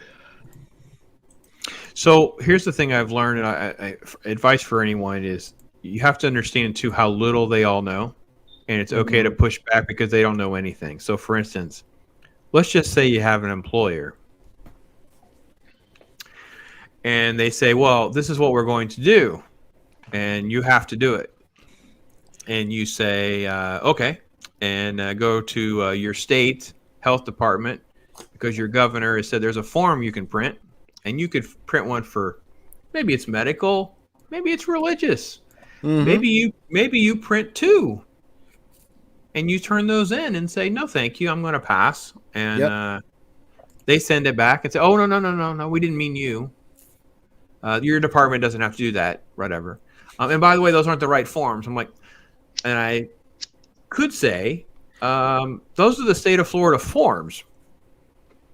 So you don't get to just pick your own form. You don't get to ask me questions that aren't on those forms. The whole point is that's the form. Like, that's it. And then you may not ever hear back from them again, ever, about anything, because you know too much. Yep. And they know that it's easier to deal with the ones that don't know anything You than want to deal to with the ones that know something. you want a practical example of that? I wasn't speaking in exact practical terms like it actually No, happened or anything, I'm so. happy to. I will censor certain terms for Wow. your channel on YouTube. But I was told you need to go get this thing done. And I sent a letter to the HR department. I said, and this is the letter. Compelling any employee to take any jab, okay, violates federal and state law and subjects the employer to substantial liability risk, including liability for any injury the employee may suffer from the jab. Many employers have reconsidered issuing such mandates after more fruitful review with legal counsel, insurance providers, and public opinion advisors of the desire of employees and their consuming public. Even the Kaiser Foundation warned of the legal risk of this, and then gave them a link. Then went through all the concerns, including the Nuremberg Code of 1947, the Americans with Disabilities Act, etc., etc. Brought up case law from the AIDS epidemic, which you can't get around, talking about Fauci. And then, what do you call it? Emergency use authorization. Yep. Gave them, section and title, and I just break it down. Go through the Nuremberg Code, break that down for them. You do something like you're exactly what you said. They never came back to me. They never asked for it again. It's like, because they knew that they would have a lawsuit on their hands. I'd already talked to a lawyer. I already had this document ready to send to them, and they knew they'd be going to court over it. And now, as those kinds of cases are working their way through the system and people are winning, there's a lot of companies out there going, oh my gosh, I thought if I did what the government said, I'd be okay. No, government's protected. You're not. Correct. Lemon Pie is here saying hey to Stephen. Well, that sounds yummy. Yeah, lemon pie. All right. Let's check in. There's really not been any major changes. There are some counts that are moving like 1% here and there. Just so everybody knows, the Whitmer, she's up 8 points. We're still only like a little over 30% reporting. Georgia's still basically a toss-up thing at 83%. Wisconsin's a toss-up with the Ron Johnson, Mandela Barnes. And then Arizona, of course, is kind of the one that we've all been shocked by, where it's still showing like 57-42, like it's a massive Democratic number there in Arizona, but only at 50%, so it could change massively. I am encouraged to see Kemp pulling away from Abrams, though. Yeah, no, that part is now we're back up to 9. It got up to like 7 or 8 for a while, then it kind of retreated, so we'll kind of keep an eye on that. So I'm not sure how much longer I can go. I got to work in a nap before I get back to actual Pops content at some time in the wee hours of the morning to generate actual videos that can be on brand. Hopefully this stream is very popular and we can have more of political Pops. I don't know about that. I don't have a problem doing political Pops movies, like discussing that kind of element to it, but I love this kind of thing. And like I said, if this stream does end up being popular, and you, again, full disclosure, you just got a hold of me last minute today about it. And it was just like a last minute thing. Like I said, I didn't even think about doing something seriously like this. So I was driving to work and literally had all these people asking about, what I think of this race and that race, and am I going to talk about it? Do I still do that or not? But if there is an audience for this in our community and people want more of this, and they let you know, Pops, and subscribe to us, so that we know that you're interested in what we have to say. Like I said, next big election, maybe I fork out a little money and I subscribe to the People's Pundit so I can have some much better behind the scenes type numbers for you guys. Yeah, no, I understand that. I think that had this been thought and planned out a little better, maybe we would have been able to maybe deliver a more dynamic presentation. But I'm not crying about it. I think we had a good time. We had a great conversation. It's great Steven come in and join us. It's been great to talk with my brother from across the pond, which I will be back on Reality Base in December. So stay tuned for some more of that. And it's been the irony is we should have results.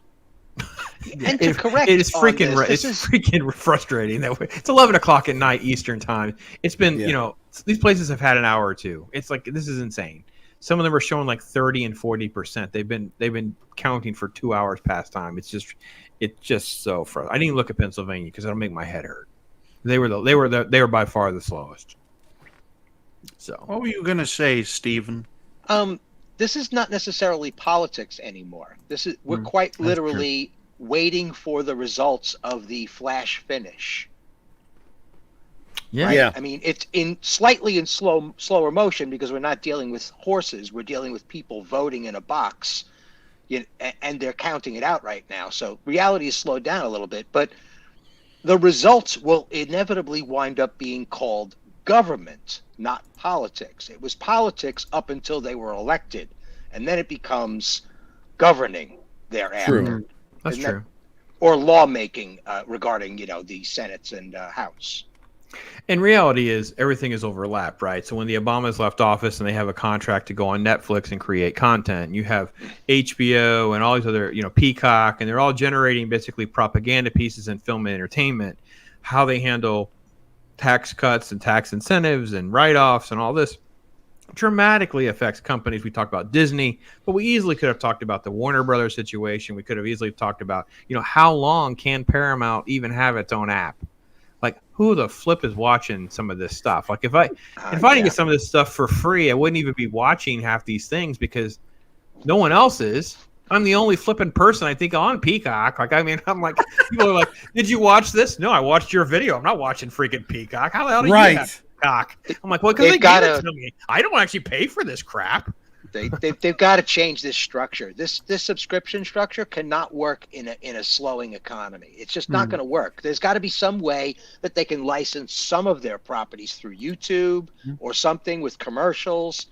Why not? I mean, the app should be sending out partial content to some of these other streaming services. Give me Plastic Man, and I will give you the Plastic Lord.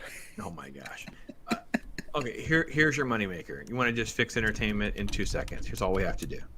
All you need to do is make clips and segments that you could rent. Right? So if I want a video and I want to have this clip, and they have certain clips that you can pick from. Let's say I'm going to do a review of The Godfather, and I can go in there and here's 10 seconds of this, or here's this, and here's what, and you just pay. It's $1, it's 50 cents, it's $1.99, it's whatever, and that's your licensing. That's it. You click your pay, you get a little licensing thing. It is exactly what happens on every single photo website. Like if you go to certain photo sites and you want to download a photo, it will say, well, here's the licensing. You have to copy and paste it. You put it in your description. Been doing this stuff for photos for years. Or put a watermark on it and you can have it for free. YouTube just recently lifted all of the they just lifted all their copyright restrictions on music. The way it works now is any money that's made from it, there's already a deal in place, a blanket deal in place for the entire music industry. So you could literally watch any music, do a reaction live, and they can't copyright you if you don't cut it. That's the blanket rule now. I hope so. Why they can't do this with film footage or trailers from 20 years ago? It's bizarre. Like, what the hell?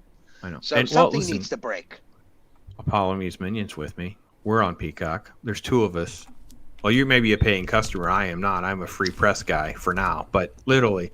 But my point is we easily could have gone down the rabbit hole more of like why the election matters from this corporate level entertainment, because it's all, like you said, Steve, it's all been thrown together, and some of it not our choosing. We were much happier when some of this stuff was separate, but it isn't anymore. So, but we have a whole bunch of interesting races that doesn't seem like they're going to be done by tomorrow morning even.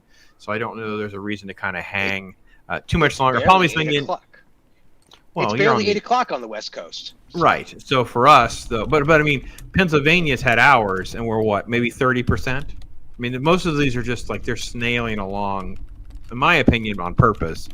But reality is they're going to be too close to call and that kind of thing. So, but I'm due to work in a nap so I can get up at the crack of dawn. I watch Andor, so you don't have to spiel. That's my normal Wednesday morning. And I have about 3 or 4 other Pops videos that I need to kind of work on, especially because I have this storm headed my way. So I may have to kind of shut everything down for another couple of days if the storm kind of keeps coming Pops, at us. Just as an idea, since Andor is so political on its own, why not do a quick update before you start the Andor show? So. I could. It would liven up the show since Andor. I am shocked at how many people still shill for this show when so little happens. I'm going to have it out with the Flacids. I really am. So I'm going to have it out with the lightsaber ship. They're having a good time with it. They love Andor, and I'm just like, it's so slow, though. Oh my gosh. That's I don't know if that's necessarily what they're doing. They're enjoying talking about the show. I think that's probably closer to what's actually going on. They're having a great time talking about this show because they know the audience is splitting up, and I think occasionally they mock it in a certain kind of puritanical kind of way. Right. And whenever they so they'll say things that my objections are all in there. They just kind of will gloss past them. They just kind of so we don't really disagree a lot on some of these things with most of the people that are kind of in our circles, but people tend it's more like a degree of difference. It's not really like we really disagree. So, well, I have a close friend that's like that. He was on She-Hulk. Well, I agree with you, but it doesn't matter. It was pretty much the best way of looking at it. So nice. Well, the Flacids, I've never considered them to be an actual voice. I've always considered it to be a bit of an act. They're playing around with some very interesting lampooning, I think, on a very subtle level. They've always been like that, where they had an ability to spin it so you can't tell what side of the fence they're on. Oh, I can tell. Yeah, I know better because they're both military, but yeah. I was trying to see if there was any results that because Polynesia just accurately pointed out that we are like at 11 o'clock, so there should be some updates, but I'm not getting anything. If we look at the big, high level, what I find very interesting is, as it stands currently, on the Senate side, we're looking at 43 Democrat, 43 Republican. So still neck and neck, but that's at +7 Democrats, +14 Republicans. So that's a good sign from the high level, right? For the House, 71 Democrats, 114 Republicans.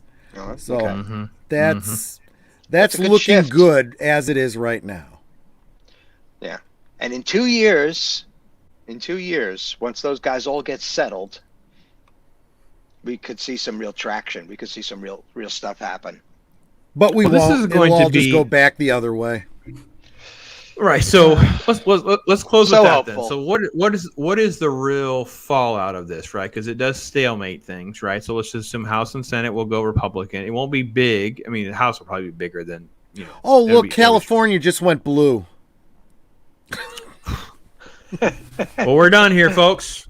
We're done here. Because my wife asked this, and I said, it's going to be really simple. I'm going to tell you exactly what's going to happen. The Republicans win the House and the Senate, and then they'll be blamed for everything. Because they will be the obstructionists. They will be the reason we'll have government shutdown. They will be the reason that we're not spending the money that they want. They want a bill for $1 trillion for something.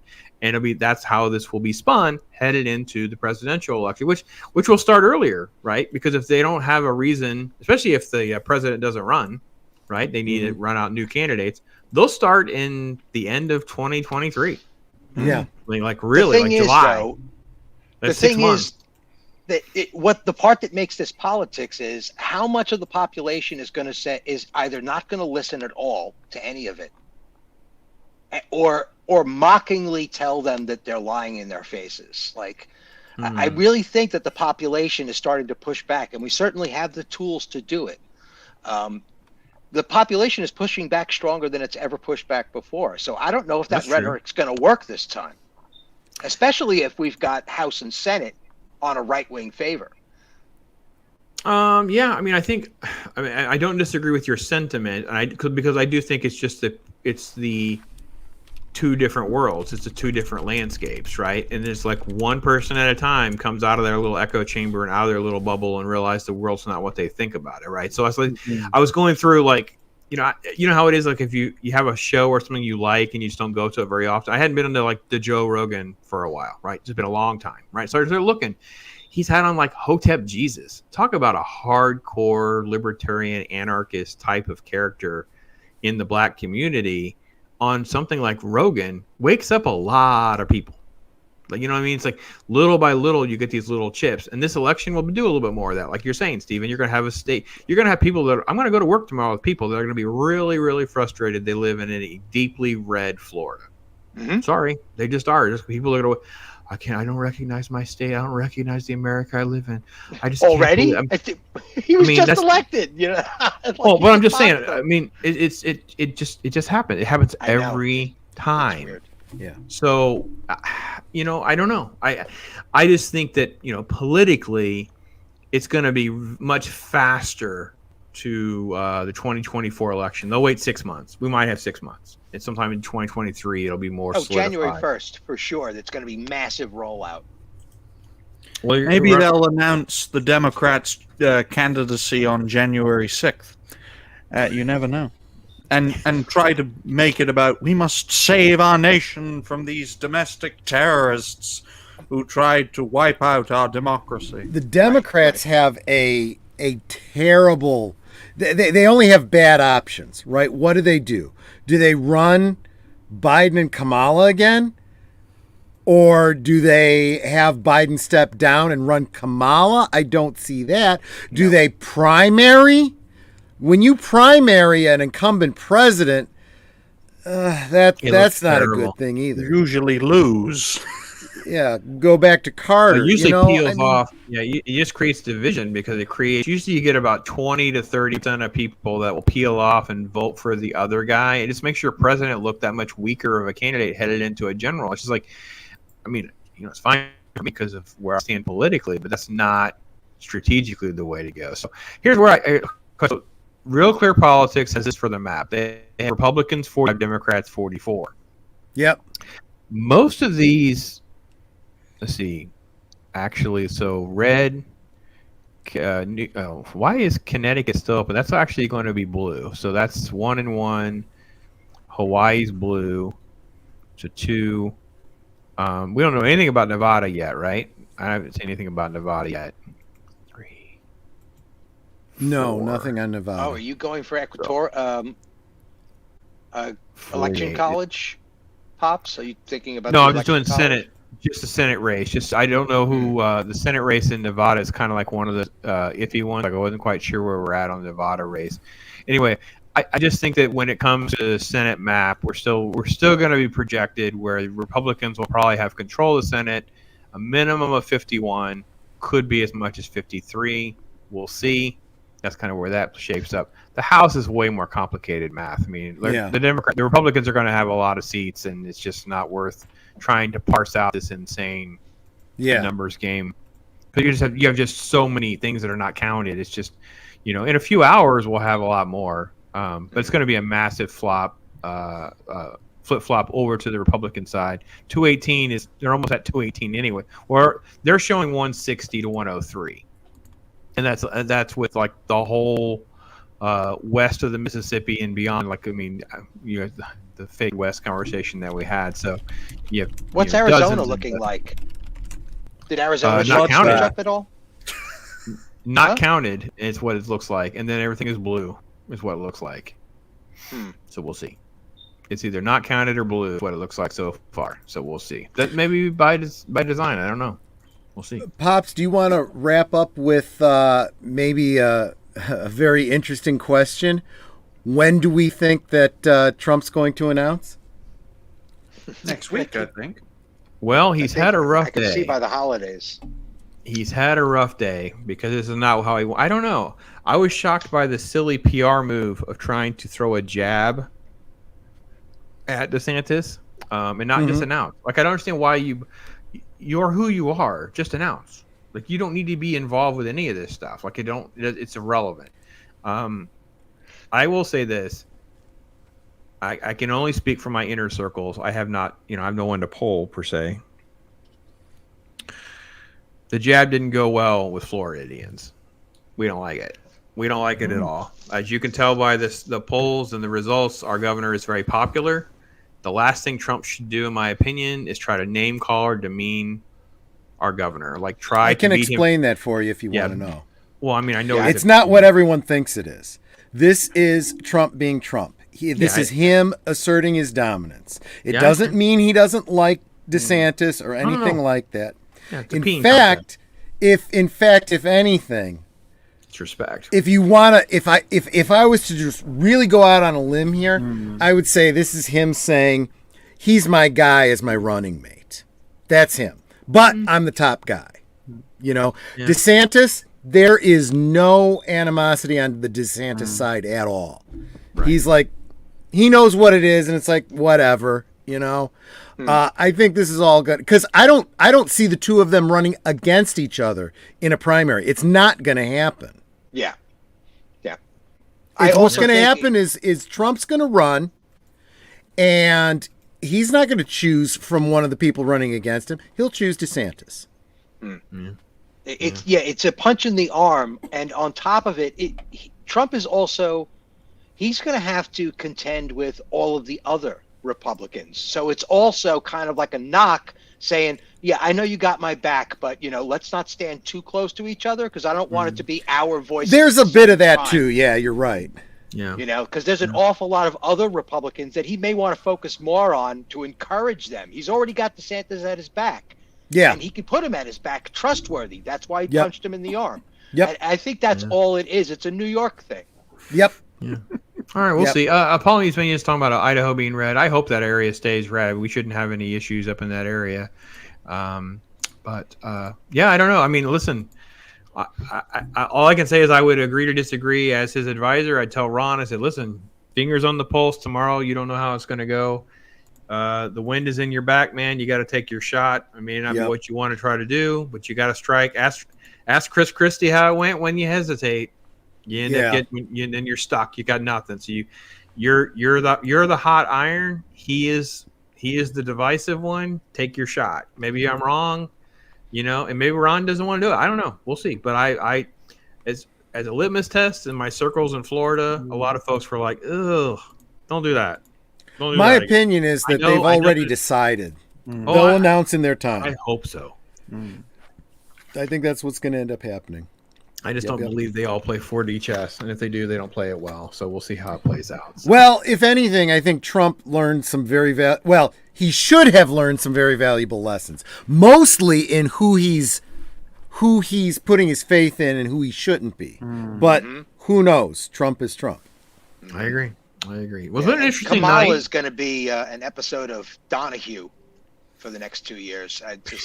Whatever happens, she's going to be like some ridiculous reality discussion show talking about how, her boyfriend cheated on her, left her behind, talking about Biden that way.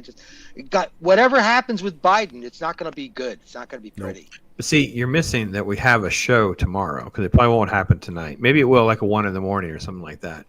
Texas will finally be done counting, and we'll get to hear Beto give a concession speech. Like Beto be up there like talking, I failed again, dudes, and it wasn't my time. Beto's such a beta. It's just I can't wait.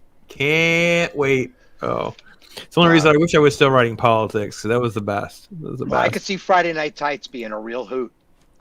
Oh yeah, because they're gonna all in have Texas pretty much, right? Yeah. Arizona, maybe Texas, Midwest. They're all in there, so they'll Texas definitely Florida, be covering some of this. Ryan and Jeremy are down here. I don't know.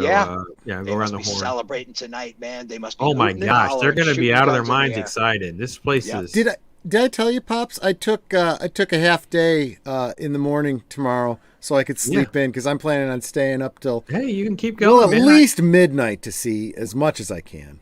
Yeah, it's nearly 4:15 in the United States. The machine. You don't count. The machine over there. He's watching American politics. I mean, how boring is? I know.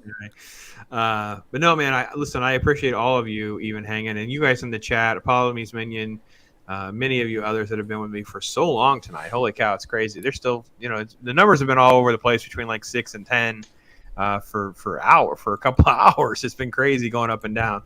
And it was just, it's funny how much the culture war has taken over. Like it's still kind of strange for me coming from such a, I don't know, when you're in the politics stuff, man, it's just consuming too. It's like you're really in it. It's hard to even kind of, right. I understand how they can get into Washington and get consumed by it because there's so much work and stuff like that. But at the same time, I'm happy to like have a foot away from it. But maybe something in here will help some people. Maybe they learned one thing. I don't know. Maybe that was helpful. I wish more of these races were decided. I feel bad, kind of like we have to stop at some point. It's like there's a whole bunch of them that are really not even. It's not even like shady stuff. It's just they're not even done counting. Like they're at 80% in Georgia. Like it's just we're still not really close enough to even know where we're at. But yeah, and I feel a little also happiness that my state did what the state should do. I feel. I mean, I kind of.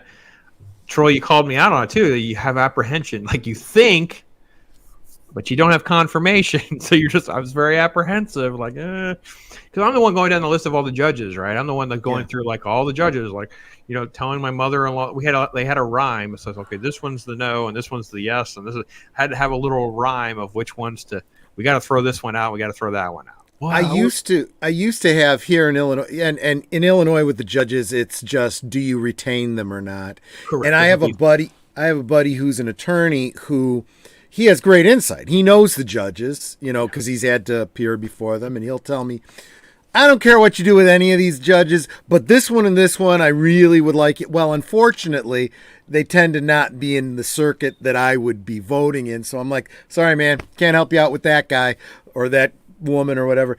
But by and large, I've just come to the decision with judges. And Nanette gets upset. She's like, you don't know if they're Democrat or Republican. I said, well, the reason is judges aren't supposed to be political. The fact is they are political. And I have come to the decision when it comes to judges, it doesn't matter if they're Democrat or Republican. They are institutionalized. They are corrupt. Get them out of there and get a new judge in. That's pretty close to especially during these times. Yeah. Yeah, I got lucky that most of our Supreme Court judges were DeSantis nominees. So like 4 or 5 of them had his name on them. So I'm like, well, those can stay for now. So it was a lot easier to do a lot less research than I normally do. And really, I just have to usually find a ruling. Just find one rule. Because all you have to do is write a majority. So if you just find a way to Google search their name, find a majority, you usually can find the odd person out. And then look at who the recommendations are. When you have crazy right or left wing groups saying one thing or the other, you can kind of have a pretty good. It can save you some time on some of those. Look at the federal Supreme Court nominations that we've had in the past couple decades, and who was recommending them. Right, when you see the Federalist Society recommending them, you should really be going, I'm sorry, just having an R there and claiming to be conservative. No. The Federalist Society is not what you think it is, folks. Yeah, they've lost their way. They're certainly with like Reason Magazine, the more of the right/libertarian side, they sure have sold their soul to the devil. That's for sure. So yeah. All right, with that, folks, I'm going to say thank you. Thank you to you gentlemen for being with us. Thank you for all of you in chat. If any of you are watching after the fact, it is basically a tumultuous process that I do enjoy very much. It's been fun, and it's been great to kind of, I don't know, spitball against the wall, enjoying this. Ryan calling his shots, Steven coming in. It's been a blast. It's been a lot of fun. Thanks for having me up. Absolutely, guys. Anytime, man. We just love hanging out and doing stuff. So let's go around and plug. Ryan, what's going on with Reality Base next? Oh, well, the next episode of Reality Base, ladies and gentlemen, I believe will be on the 12th of November at 11 p.m. UK time with Superman, if he wasn't afraid of green rocks. I love that name. The head of the, one of the heads of the Legion of Memers. We'll be happy to have him, as well as Snowdub on the 14th. And T-shirted Historian on the 15th of November, as well as the Ginger Ninja on the 16th of November. Wow. Before my StreamYards resets on the 20th, and then we'll have more guests. In regards to my content creation, I will be making some videos today being the 9th of November, UK time. I think I'll make a few Rising Stars videos. Just keep on going, keep on growing at Ryan Roger Athay on YouTube, Twitter, Instagram. I'm also on Twitch, but it gave me a Twitch, so I stopped using Twitch. And, I'm only 3 away from 1,200, folks. So sweet. So hopefully we can get there. November's been a slow month. Hey, Netter's still with us, too. So that's great. Thank you so much. And Apollo, me saying Smiley is in the lead. All right, we'll take it. Troy, obviously we have last call on Fridays. Anything particular that you want to plug? Yeah. So my hi Natter. She's sitting right across from me. This Friday, special guest behind the bar is Joker Voice. I'm sure we'll be talking some DC lore, some DC movies. Who knows? Maybe we'll even get a little political. We'll certainly get a couple drinks in ourselves and get a little silly. Saturday over on Netter's Network, I will be co-hosting with her as we do a watch party of great time travel film, The Butterfly Effect. Oh, yeah. Of course, Sunday over on Aged Boomers, we have Geeky Geezers, the week's geek news in review. And that's what I got coming up this week. As far as uploads, I will probably be having some more toy videos. My last toy video did really, really well. My last couple of them.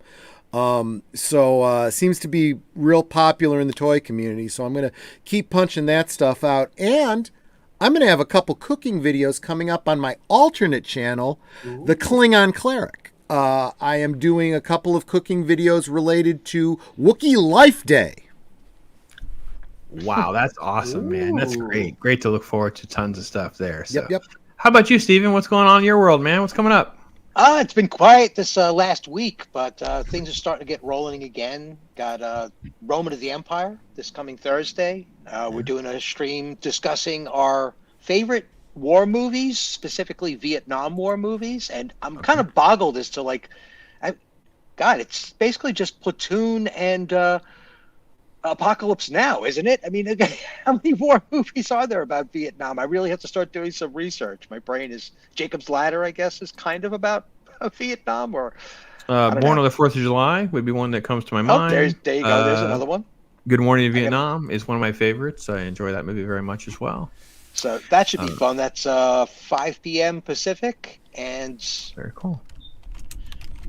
Whatever the rest of the country, 3. Fair enough. It's okay. We'll all do the math. So that's awesome. Then Friday night, I'm on with a guy named Potato Revan. I haven't heard from him what the topic's going to be. And then Saturday, noontime Pacific and 8 p.m. in the UK with PJ Maybe doing Let's Talk Geeky, just openly discussing pop culture and such. I'm sure the U.S. elections will come up as well. But that's great. That's great. Is that Troy? Is that you typing?